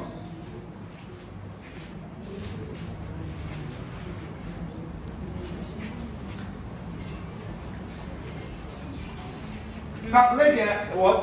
300. Linear velocity if the angular velocity is 6 radians per. Class, this 72 degree does not need correction. You got it right? Yes. Because you say 360 degree equals to 2 pi radian. 72 degree equals to what? X, you don't No. cross. Do the math, what is your final answer? Because you know 360 degree times x, 360 degree x equals 72 degree times 2 pi radian. Yeah. 72 times 2 is 140 4. pi radian. Yeah. 360 degree x equals 144 pi radian. Yeah. Where did I get 72 from? The question. See me again after the class. So you're seeing me twice, you're seeing me once. Divide both sides by 360. Please, guys, explain to him, If you need to take him as for personal counseling, take him so that we can walk.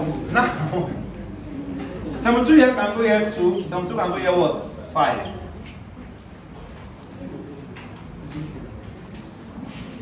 Okay, is your brother? Can't deny Abel, don't deny your brother, don't deny your 2 pi over 5 radian. 2 pi over what? 5 radian. I intentionally did not eat this morning before coming to class. Wow. No food in my belly so far, I'm not even drank water. So that I can see what I can do what? Yeah. Because you need to be in the spirit to see what the physical man cannot see. To see what the what? Come on.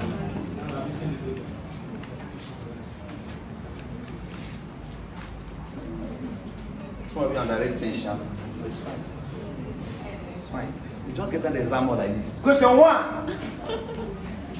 Convert 72 degrees to the hey, so say stop now. This man do the joke. No, when he gets serious. Hey, so say serious for once now. Take me serious, so. Class, let's go. The radius of a circular orbit is 50 centimeters. The radius of a circular orbit is 50 Centimeter. Class, when you see centimeter, what comes to your mind first? Convert to meter, right? Convert to. Don't use the centimeter, convert to meter. The radius of a circular orbit is 50 centimeters. R is 60, convert to meter, divide by on. 3. You have 0.5 meter. You have what? Calculate the linear velocity, the angular velocity. Angular velocity W is what? 6 radians per. So calculate the linear. Which linear? They say find V, you have R and you have W. Class, are you seeing the connection already? Yeah. What you do? V is R. R what? Yeah. But you must convert your centimeter to what? To meter. Who is R? Who is W? 0.5 times 6.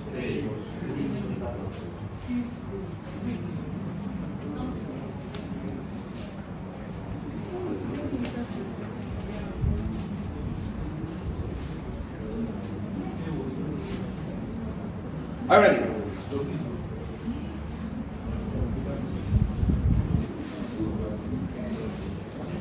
Find the angular speed of a 78 revolution per minute turntable in radians per seconds.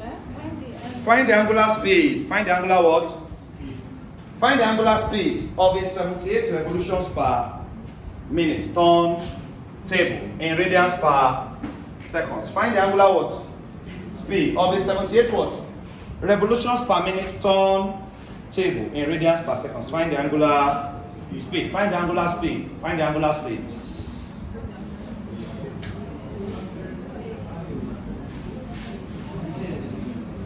Find the angular speed of a 78 revolution per minute turntable. Turn.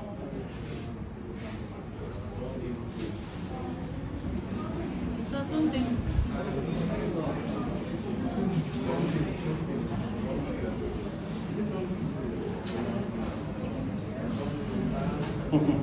Did you say turntable? Turncube. Yeah, you don't pay well.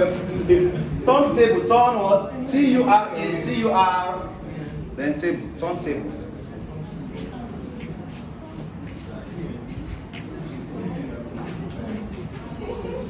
Find the angular speed of a 78 revolutions per minute turntable in radians per seconds. Class, find the angular speed of a 78 revolutions per minute turntable. Turn what? Table. In radians per second, in radians per. Find the angular speed of a 78 revolutions per minute turntable. 78 revolutions per minute, class. They are simply asking to convert 78 revolutions per minute to radians per. Convert 78 revolutions per minute to what? Radians per. Class, how do you go from revolutions per minute to radians per seconds? Follow me. Class, from revolutions per minute to radians per seconds. You must convert revolutions to radians and minutes to. How do you go from revolutions to radians? Multiply by 2 pi. Multiply by what? 2 pi. Please take note. Don't forget that 1 revolution equals to 2 pi radians. 1 revolution is equivalent to 2 pi. Why are we asking us to go to radians? Because radians is the most accepted unit. Radians is the most accepted what? For rotational dynamics. Radians is the most accepted unit for rotational dynamics. So class, if your unit is given a revolution, they change to what? And go from revolutions to radians. Class, if the question was 78 revolutions per second already, then you are done. Multiply by 2 pi only. If this was 78 revolutions per second, if this was per second, and you are going from revolutions per second to radians per second, just multiply by 2. But we are going for revolutions per minute. You have to change minute to second. 1 minute is 60. So divide by 60. Divide by what? So you replace 1 minute with 60 seconds. Divide by 60. So for revolutions per minute to radians per second, multiply by 2 pi, divide by 60. For revolutions per minute to radians per second, multiply by 2 pi, divide by.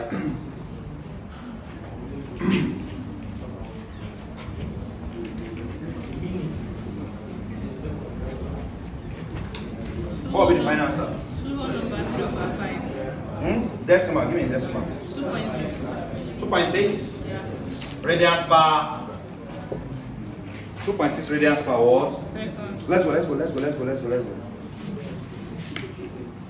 Given that the moment of inertia of a body is given as I equals, moment of inertia of a body is given as I equals 8.2 kilogram per meter cube. The moment of inertia of a body is given as I equals to what? 8.2 kilogram per meter cube. Moment of inertia of a body. Given that the moment of inertia of a body, given that the moment of what? Inertia of a, given that the moment of inertia of a body is given as I equals to 8.2. Given that the moment of inertia of a body, I equals to 8.2 kilogram per meter cube. Kilogram per meter cube. 8.2 kilogram per meter cube. And it is rotating at an angular speed of 0.71 and rotating at an angular speed of 0.71 radians per, and rotating at an angular speed of 0.71 radians per. Find the rotational kinetic energy. Find the rotational kinetic. You say? Rotating at an angular speed of 0.71 radians per second. Rotating at an angular speed of 0.71. Rotating at an angular speed of what? 0.71 radians per. Class, moment of inertia is 8.2 kilogram per meter cube. Rotating at an angular speed of 0.71 radians per. Calculate the rotational kinetic energy. Calculate the rotational kinetic what? Calculate the rotational kinetic. Calculate the rotational kinetic energy. Calculate the rotational kinetic energy. Calculate the rotational what? Do we have formula for rotational kinetic energy? God bless you. That's good. 1/2 what? IW. Sharp. Well done, class. Well done.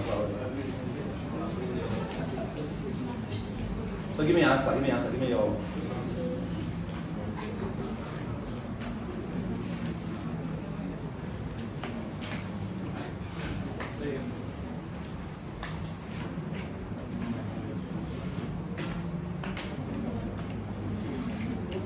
Solve, and give me an answer. Then take the next question now.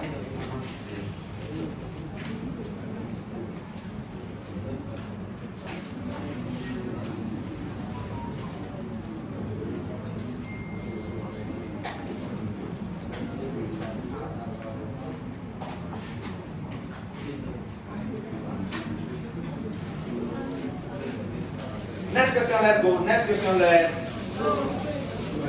What are you solving? Since half IW squared. Please don't be slow. We're not training students to take 5 minutes in a simple question. That's not good. That's not good. Let's go, class. Half IW squared is the same weight. A wheel rotating about the fixed axis. A wheel rotating about the fixed axis. A wheel rotating about the fixed axis. A wheel rotating about a fixed.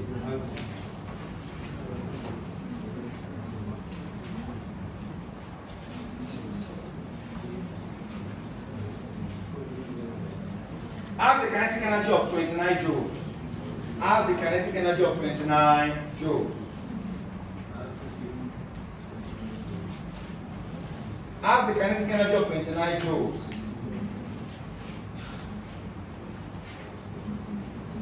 Has the kinetic energy of 29 joules.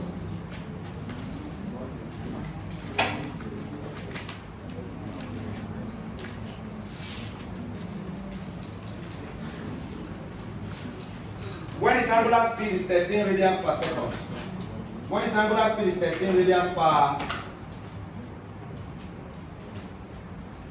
When its angular speed is 13 what? Radians per second.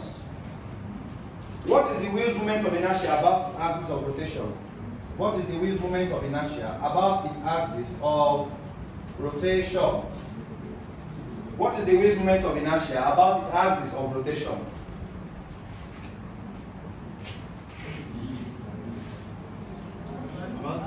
What is the wheel's moment of inertia? What is the wheel's moment of about its axis of what? Rotation. Of rotation. What does that mean? Of what? What are we doing? Rotate. What is the wheel's moment of inertia about its axis of what? Rotation.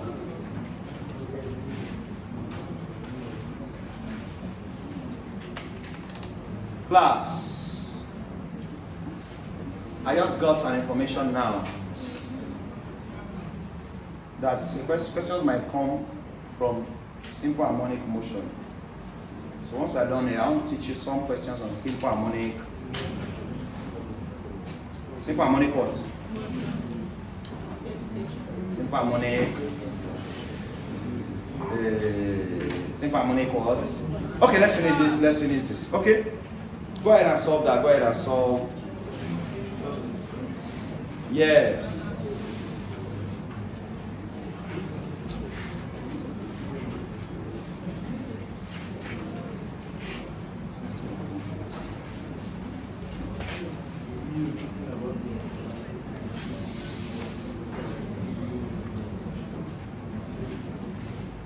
A wheel rotating about a fixed axis has the kinetic energy of 29 joules. 29. When its angular speed is 13 radians per second, angular speed 13 radians per.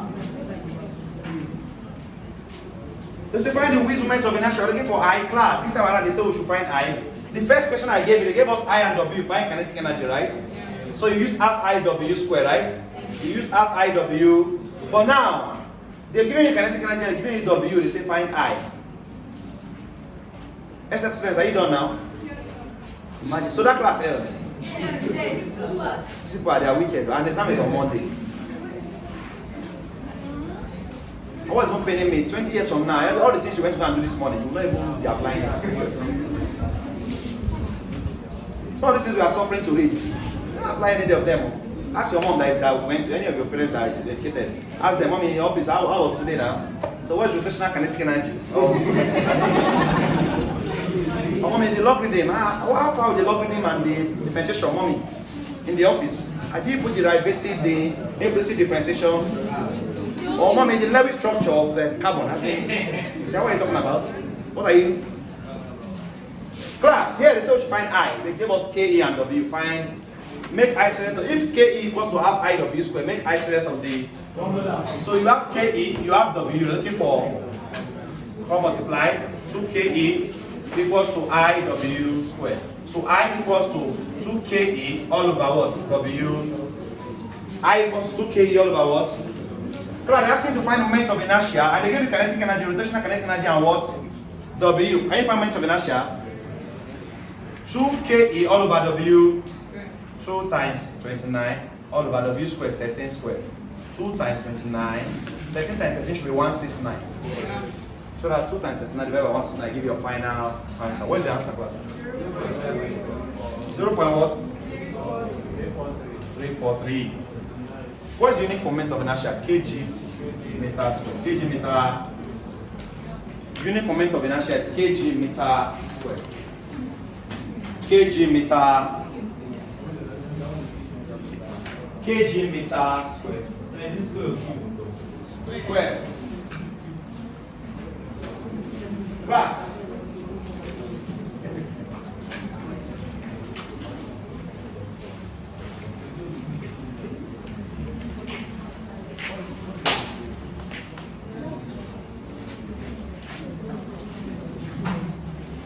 A body on a circular orbit makes an angular acceleration. A body on a circular orbit makes an angular acceleration. A body on a circular orbit makes an angular acceleration. A body on a circular orbit makes an angular acceleration. A body on a circular orbit makes an angular what? Acceleration. A body on a circular orbit makes an angular acceleration. A body on a circular orbit makes an angular displacement, not acceleration. Makes an angular displacement. A body on a circular orbit makes an angular what? Displacement. Please, there's someone here. The pen you have planned for exam, on that day of the exam, it will not write. Go with, in fact, go and load pen. That's what your blade wants to deal with you on that exam day. Go and load what? Buy enough pen. So even if they affect all the pen, one will write. Your pen, you have planned to do one pen, so you will not buy pen this semester again. Go with like 3-4 pens for this exam. Go with like 3-4 pens and at least a pencil, yes, at least a pen. Anyway, they want to come in, you can't attack. You do what? do what? Please don't go with one pen to the exam, it's even wrong normally. It's what? Wrong. Forget any other thing. You are going to exam with only one pen. How? When you're not writing exam, your pen finished. And I say, Choma, I beg, give me your pen. What's not going to write? No right, and just give me a first. What are friends? Go with 3-4 pens. Go with 3-4 for your exam. And a pencil, strong HG pencil that, in case they say use pencil, shade somebody, yeah, it's we are ready. We are ready. A body on a circular orbit makes an angular displacement. A body on a circular orbit makes an angular what? Given by theta equals 4t raised to power 3 plus 3t squared minus 5. A body on a circular orbit makes an angular displacement. Makes an angular displacement given by theta equals what? 4t raised to power 3 plus 3t squared minus 5. Makes an angular what? Displace. Calculate the angular acceleration at t equals 3 seconds. Calculate the angular acceleration at t equals what? 3. Calculate the angular acceleration at t equals 3 seconds. Calculate the angular acceleration at t. Calculate the angular acceleration at t equals 3 seconds. Class, they say a body undergoing what? A body on a circular path. That's the beginning. Let me read the question again. A body on a circular orbit. I said orbit, right? Path, orbit. No wala. A body on a circular orbit makes an angular displacement. Makes an angular displacement given by theta. Please, no noise. Your pen is not writing, Abi. That's started. It has. Not I was joking. See, a pen is not. What's wrong with that pen now? They didn't wait for the exam. They said no. Let's start today. I want to show you. Get like 3-4 pens. Don't plan that pen. I go see use it till you finish. I know my money I spend for this pen. Some of you, that pen not finish. You're not buy another one. A body on a circular orbit makes an angular displacement theta equals to 4t raised to power 3 plus 3t squared minus. Calculate the angular acceleration at t equals 3. Calculate the angular acceleration at t equals 3 seconds. Class. You remember, right? Yes. That for angular displacement, you get acceleration. How many times we differentiate get acceleration? You're going to differentiate twice, but please, let's not override those that they just come in and they don't know it. If you are here and you see this now and you don't know it in the exam, I'm happy that our students that were taught linear motion, you see what I said? They can relate it to what we are doing here, right? When you are given a displacement equation, they say find acceleration, you differentiate how many times? Twice. If they say find velocity, you differentiate once. So this is the displacement equation. They are asking to find angular acceleration. You need to differentiate this equation 2 times to get acceleration. But even they say you find the velocity, you differentiate it how many times? I repeat, this will be the simplest exam because it's usually that every year. Class, differentiate this once. What will you have velocity? Angular velocity W. Differentiate 4t raised to power 3, 12t. Differentiate 3t squared, 6. Differentiate minus 5, it disappears, right? 0.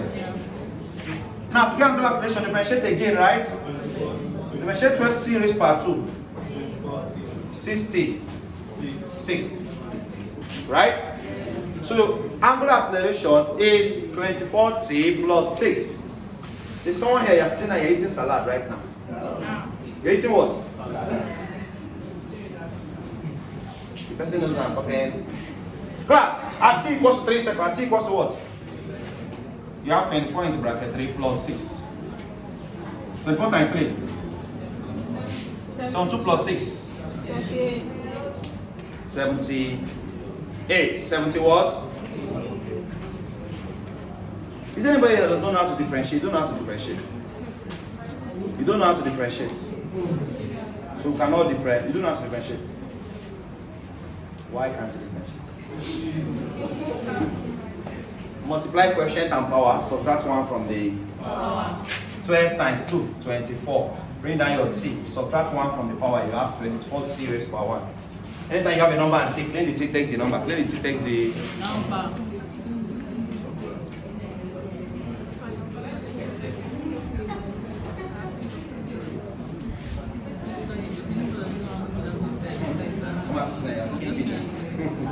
You start learning English, yeah? Yeah, pharmacy. Start learning English. Someone wants to come and get a job, want to prescribe the same thing they worry you. So this one, pharmacy, they will not run away. Before you don't give me a drug, we go. So again, pharmacy, and you're seeking patient. Learn good English. And when your patients come in, yeah, what do you need? What will I prescribe for you? Give me the doctor's prescription. Speak good English. So what did they worry you said? You look at, you see how it sounds, right? Man, let's go. Man. You again. Two of you. I said, you brothers. No. Can you find the angular velocity divided by time? No, you can't. Don't do that. Don't do.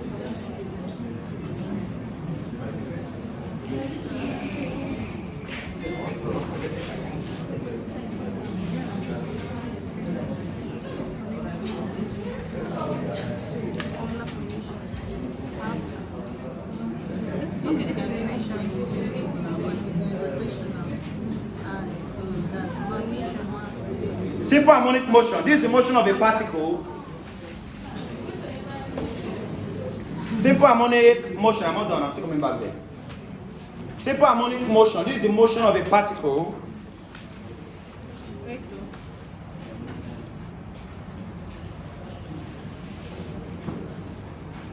This is the motion of a particle in which the acceleration is directed towards a fixed point and proportional to its distance from the point.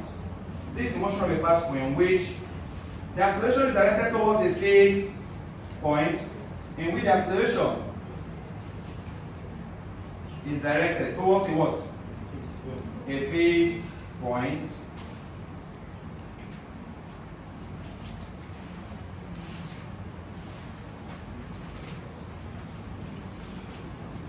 Directed towards a what? And proportional to the distance from the point, and proportional to the distance from the point, and proportional to the distance from the what? Point. Proportional to the distance from the what? From the point. And proportional to the what? Distance from the points.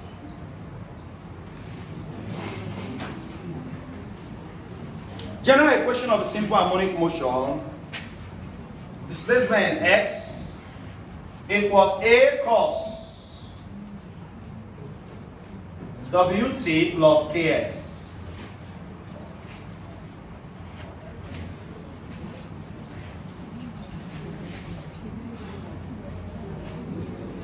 Or you can say a cos wt plus alpha.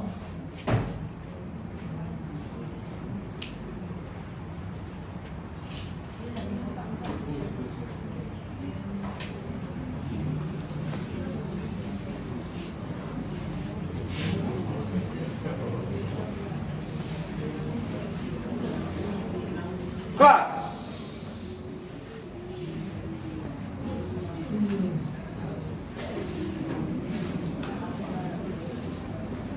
Your A here represents your amplitude.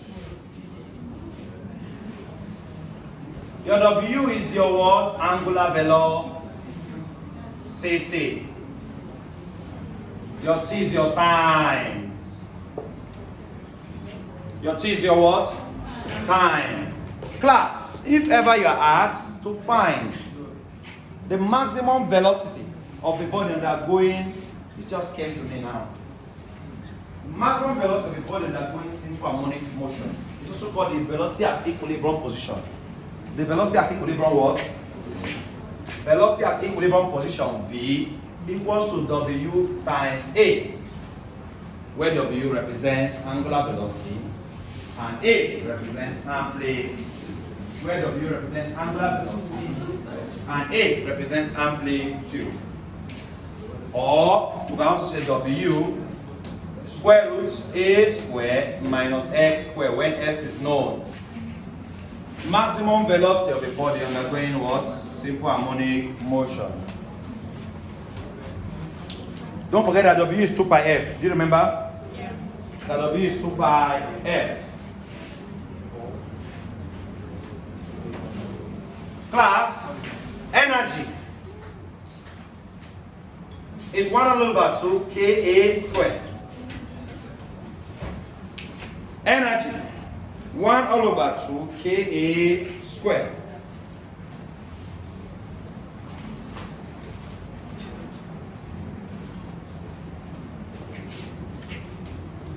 And this same W equals to square root K all over M. Angular velocity W equals to square root K all over what? M.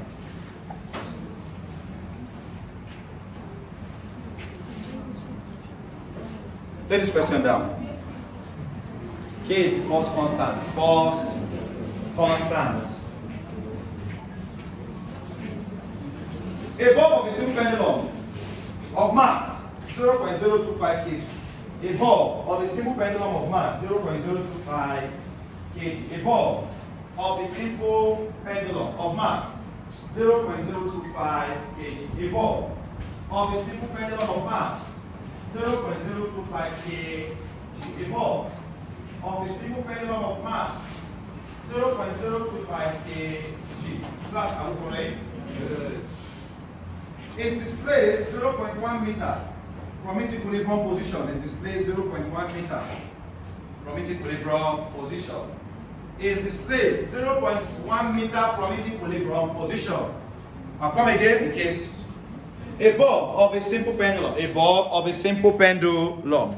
A bulb of a simple pendulum of mass 0.025 kg. Of mass 0.025 kg.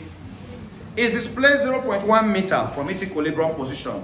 Is displaced 0.1 meter from its equilibrium position. If the angular frequency is 4 radians per second, if the angular frequency is 4 radians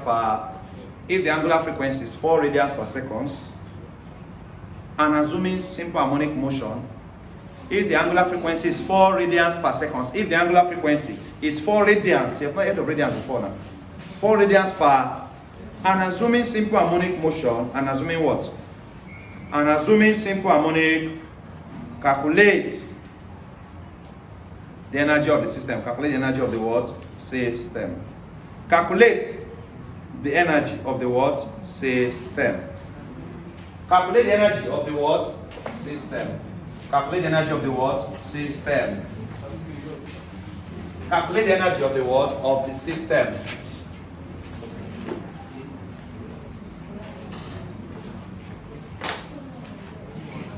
A ball of simple pendulum of mass 0.025 kg. Mass 0.025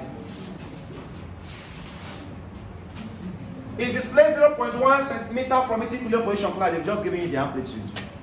Is displaced 0.1 meter from its. Anytime they give you displacement from equilibrium position, it means amplitude is 0.1 meter. If the angular frequency, W stands for angular frequency, please take note of 4 radians per. W is angular. Do you know that W, the difference between W and linear frequency is 2 pi f? The difference between angular frequency and linear frequency is 2 pi. So W actually equals to 2 pi what? F. But F is 1 over T. Do you remember? Yes. The frequency is inverse of period T. Therefore, F can be replaced with 2 pi all over what? So W therefore can be 2 pi over T.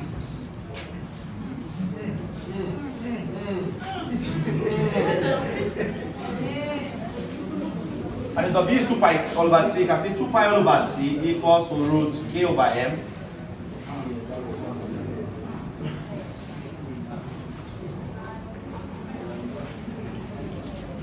So now when you cross multiply T, therefore, will be equal to 2 pi root M all over K.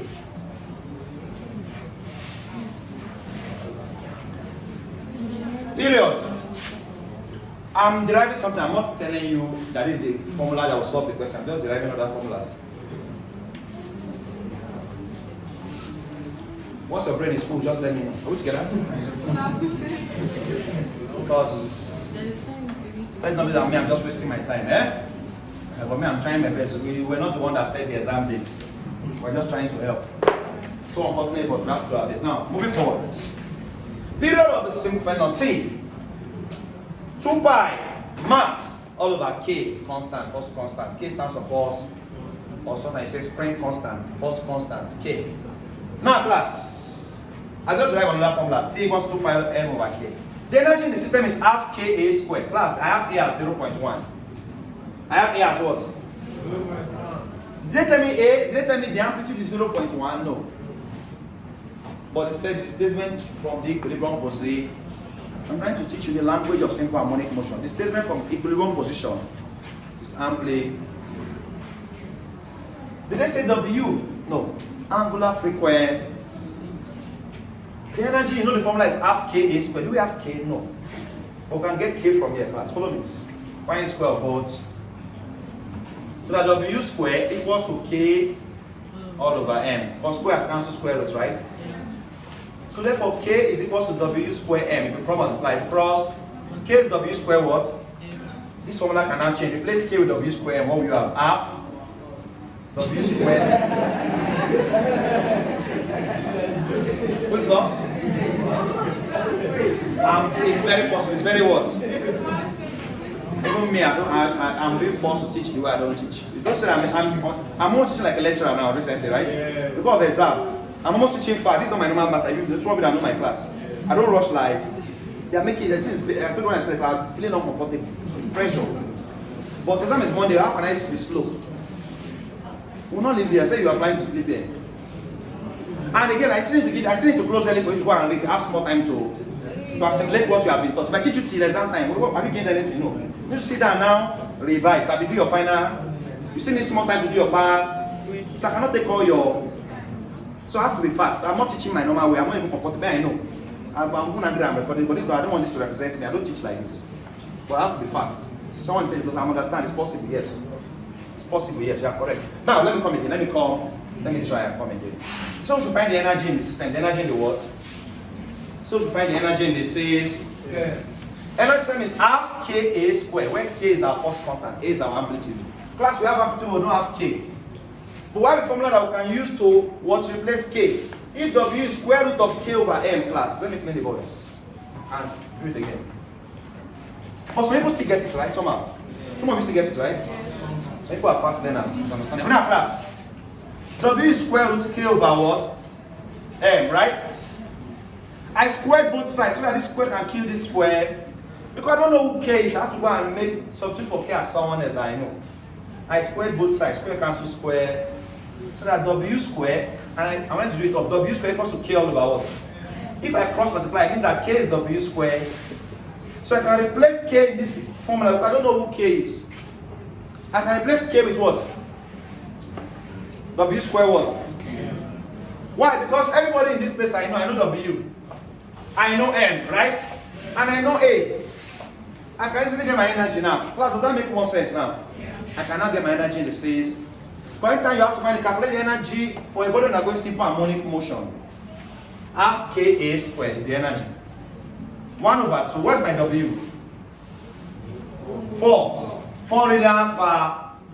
That's 4 squared. What's my mass? 0.025. What's my amplitude?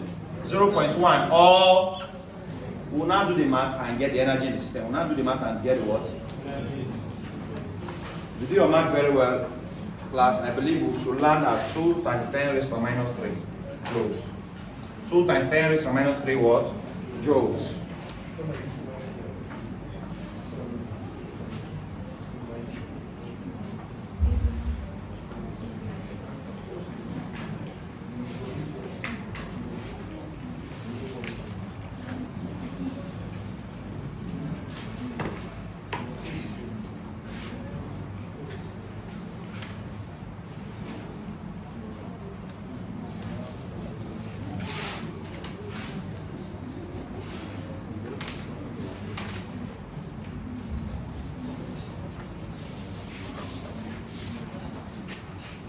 Class, C equals to 2 pi m over k. C can still also be equals to 2 pi square root L over G. 2 pi square root what? L over G. Where L stands for the length of the spring and G is the acceleration due to what? Gravity, tension in the spring system.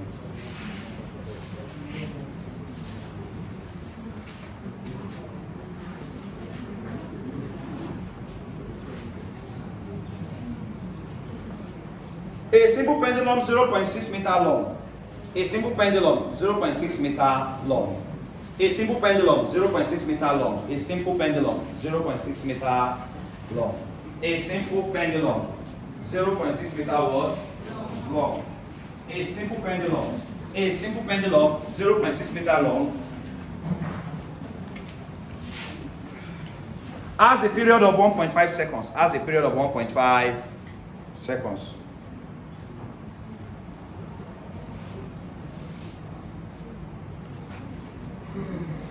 What is the period of a similar pendulum 0.4 meter long in the same location?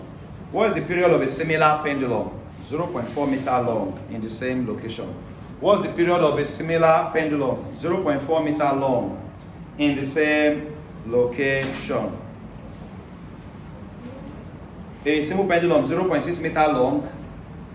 It's a simple pendulum 0.6 meter what? Has a period of 1.5 seconds. What is the period of a similar pendulum? What is the period of a similar pendulum 0.4 meter long? Yes, what is the period of a similar pendulum? 0.4 meter long in the same location. What's the period of a similar pendulum? 0.4 meter what? Long in the same location.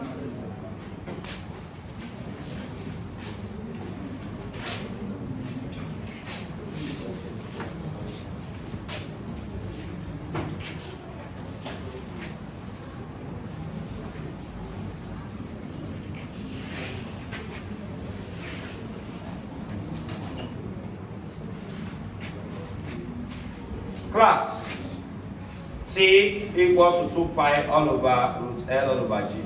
Let us square both sides. Square all everybody. Square every T square now equals to 4 pi. For this square affects 2 pi 2. 4 pi square. Square cancels square root L all over. Class, bring L to this side. So that we are going to have, now, okay, let's just do this way. This T square equals to 4 pi square all over GL. Class, therefore T square is directly proportional to the length. The square of the tension, the square of the period is directly proportional to the length of the pendulum. Now, class, what this means is that T1 all square all over L1 equals to T2 all square all over L2. I want to compare period to what? To lengths. We want to compare period to length. Who's shouting Jesus?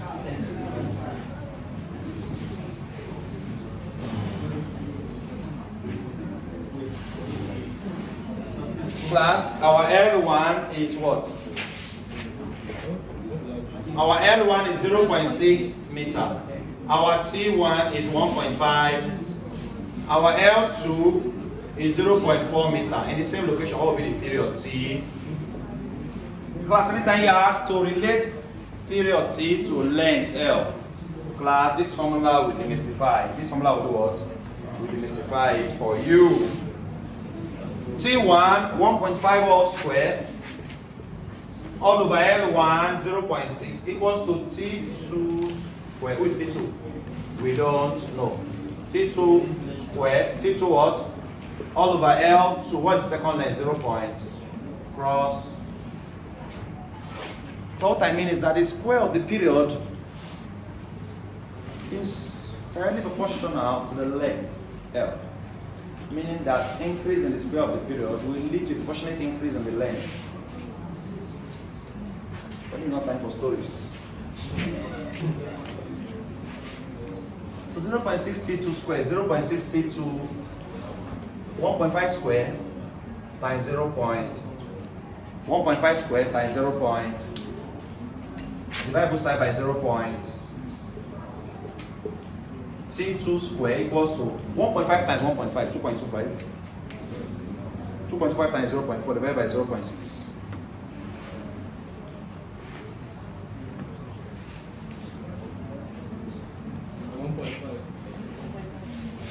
After doing everything, what do you have?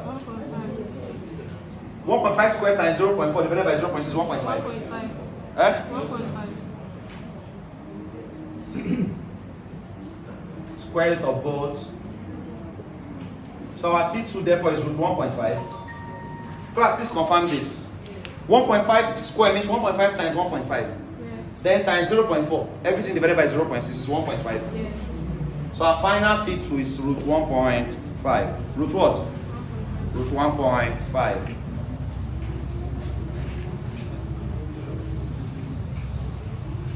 A simple pendulum with a period of 2 seconds. As its length double, find a new period. As its length what? Double. Find a new period. A simple pendulum with a period of 2 seconds. As its length doubled, find its new period. A simple pendulum with a period of 2.2 seconds. With a period of 2. A simple pendulum with a period of 2 seconds. As its length doubled, find a new period. A simple pendulum with a period of 2 seconds. A simple pendulum with a period of 2. As its length doubled, find a new period. A simple pendulum with a period of 2. As its length, find a new period. As its length doubled, find a new what? Period. Find a new period. Some of your friends think you're enjoying in school. Happy? You don't know, say Monday, you're under hot seat, you're hot.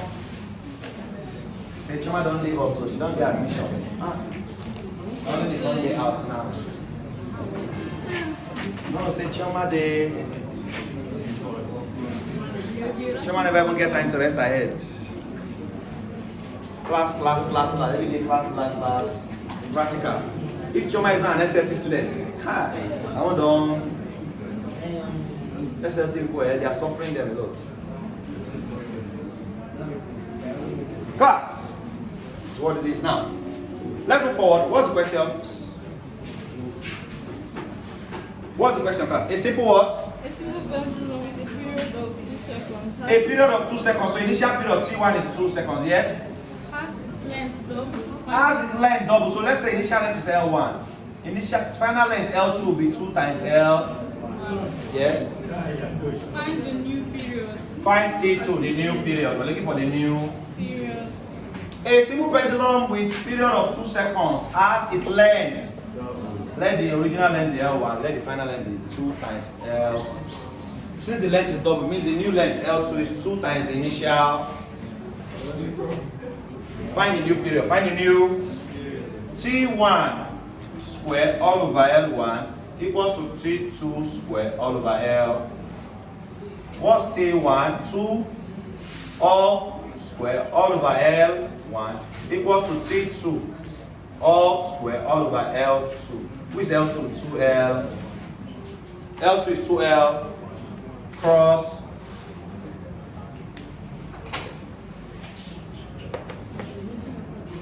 2 squared is what? 4. 4 times 2. 8L. 2 squared. 4 times 2. 8L1 equals to L1 T2 all.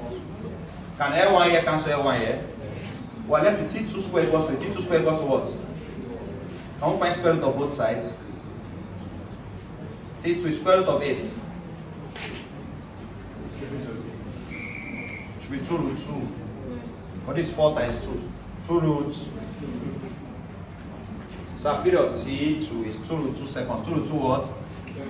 Now continuing the 10 questions I said. Class, I'm not saying that the question will come out exactly like this, but questions in this line will come out. The characteristics of the exam are in this pattern. Characteristics, the feature of the exam are in this pattern. The exam question is not printed till the morning of that exam. It's a uniport rule. So any question that you see this night, this one, please, it's not the real exam question. It's the uniport rule they gave to all our lecturers. The exam question is printed that morning. They have said the question before, but I'm saying that to print that in hard copy. Is that early morning they'll go and pick it up in the printing. We have our printing press, you know, uniport. So all the different invigilators for each all will go to the printing press, go and collect for this all. You go and collect for this. And then Now what did they do? why do you do like that? Is so that to avoid the lecturer being tempted to do all malpractice or to do all manner of exam malpractice. Exam what? Now class.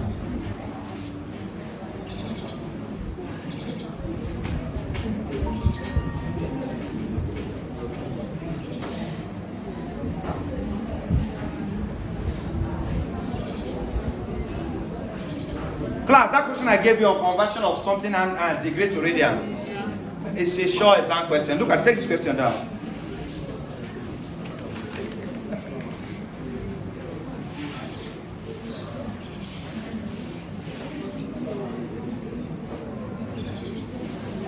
If a gun of mass 4 kg, if a gun of mass 4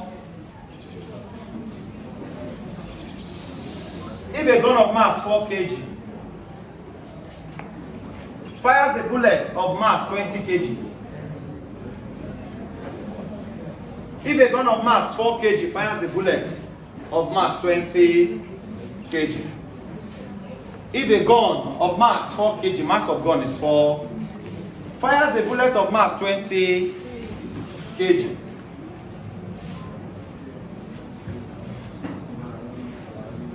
And the bullet leaves the nozzle of the gun with a velocity of 300 meters per second.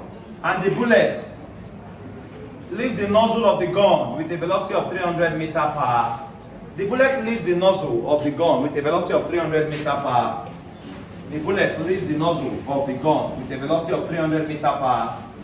The bullet leaves the nozzle of the gun with a velocity of what? 300 meters per. What is the velocity of recoil of the gun? What is the velocity of recoil of the gun? What is the velocity of what? Recoil of the gun. Velocity of the gun. What is the velocity of recoil of the gun? Class, mass of gun times velocity of gun equals to mass of bullet times velocity of. Class, that's what we deal with this question. That's what we deal with this. When they say a gun, class, they may not use a gun. Because class, don't expect your lecturer is trying to is finding a way of confusing you, of tricking you in the exam. You don't expect everything just because they say this gun, they're expecting gun. They might change it to a cannon, a revolver, a propeller, a rifle. We understand, yes. But anything that has to do with shooting, gun, bullet came out, mass of the bullet is this, mass of the gun is this, then velocity of the bullet is this, then find the velocity of the gun. Just know that it's mass of gun times velocity of gun. Whoever shot that thing out is the gun. And the mass of that person is mass of gun. And they have to find the velocity of the gun. Mass of the gun is 4 kg. Velocity of the gun we don't know. Mass of bullet is 20 kg. Velocity of bullet is 300. Make velocity of the gun subject of the formula. And you get the velocity of gun. Next question that will come out, class. A lift system, elevator lift system, lift elevator system, lift elevator. Class, when the elevator is going up and when it's coming down, you should find the apparent weight or the tension in the lift system. Apparent weight or tension in the lift system is M into bracket G plus or minus A. Tension or apparent weight in the lift system, C equals to M into bracket G plus or minus.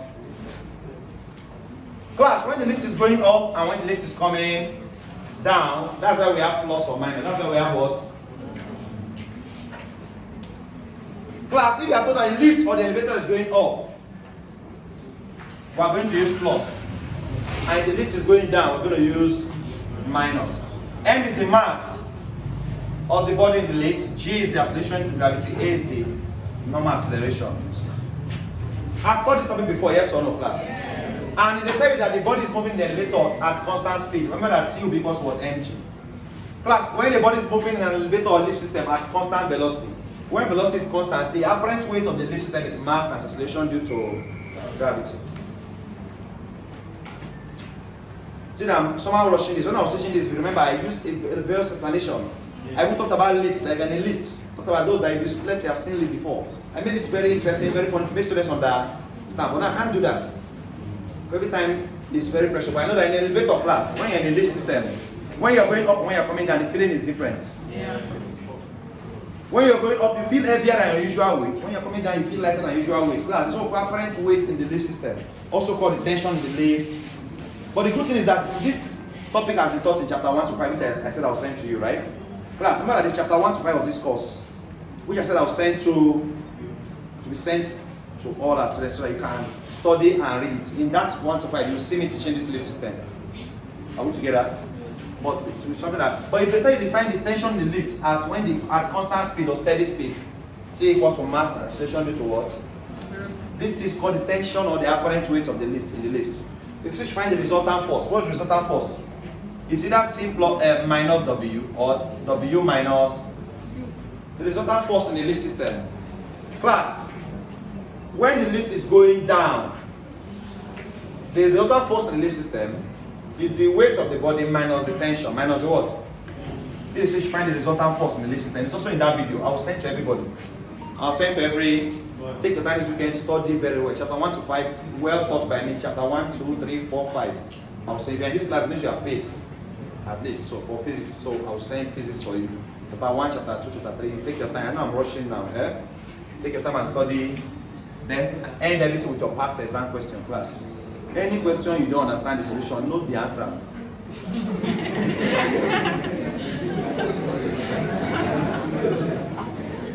If question will not go down, answer must go down.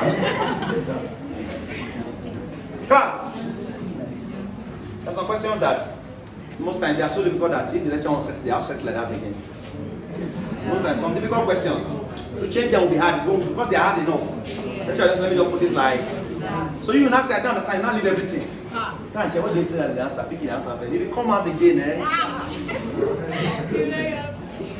finish work. Exam is smartness, right? When lift is coming down, W minus T is the resultant force. When lift is going up, T minus. Find the apparent weight of the lift at steady speed, T equals to mg. Class, note this question. Look for question that is when you get to elevator lift system. Elevator lift. Class, definitely there will be a question on dimension. They will ask to find dimension of someone. They must ask you to find the dimension of a quantity. Don't say I did not tell you. They must ask to find the dimension of a quantity. They must ask you to find question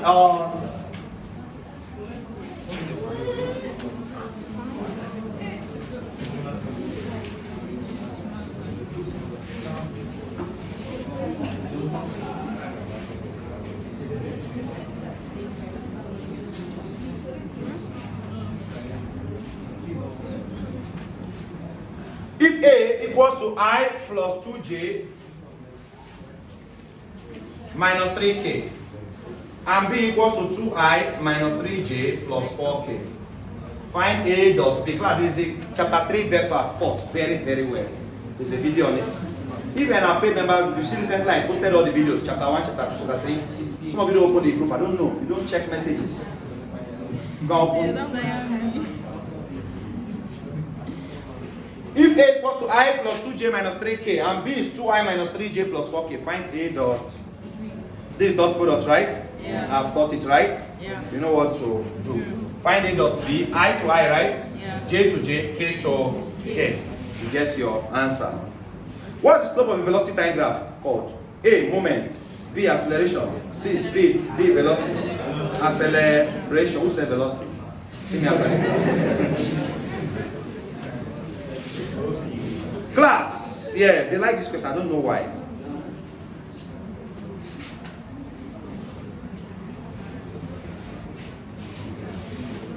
Find the acceleration of an object that rolls down a plane. Find the acceleration of an object that rolls down a plane.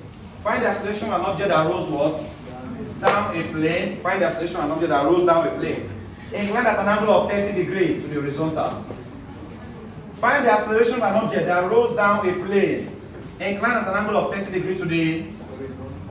Find the acceleration of an object that rolls down a plane. Incline at an angle of 30 degrees to the what? Take G at 10 meters per second square. Class. Find the acceleration of an object that rolls down a plane. Find the acceleration of an object that rolls down a. Find the acceleration of an object that rolls down a plane. Incline at an angle of 30 degrees to the what? Horizontal. What will you do? A equals to G sine theta. A equals to G sine theta. You get that?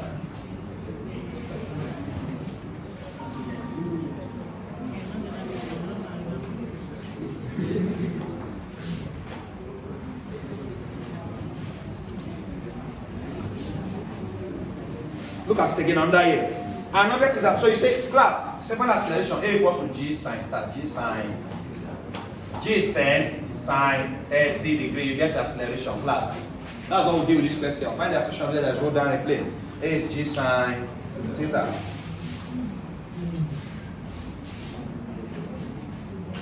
Go and note vector and scalar quantities. Which of these is not a vector, which is a scalar quantity? You should know that. Simple.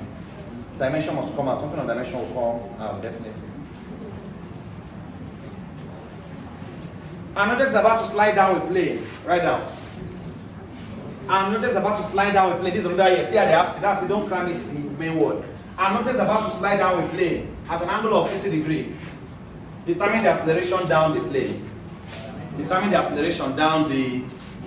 And notice about to slide down at an angle of 60 degrees. Yes. And it's about to do what? Slide down. Cause what? Cos 60 is what? Cos 60 is 0. 0.5.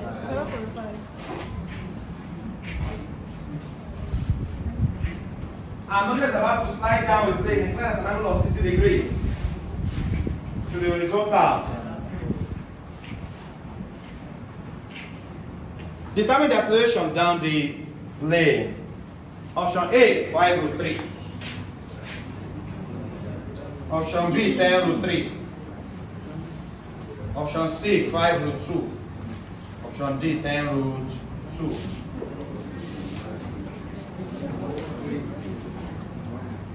Class, A equals to G sine theta. That will be G is 10 sine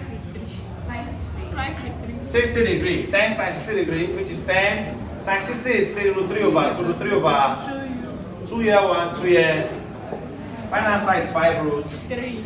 5√3.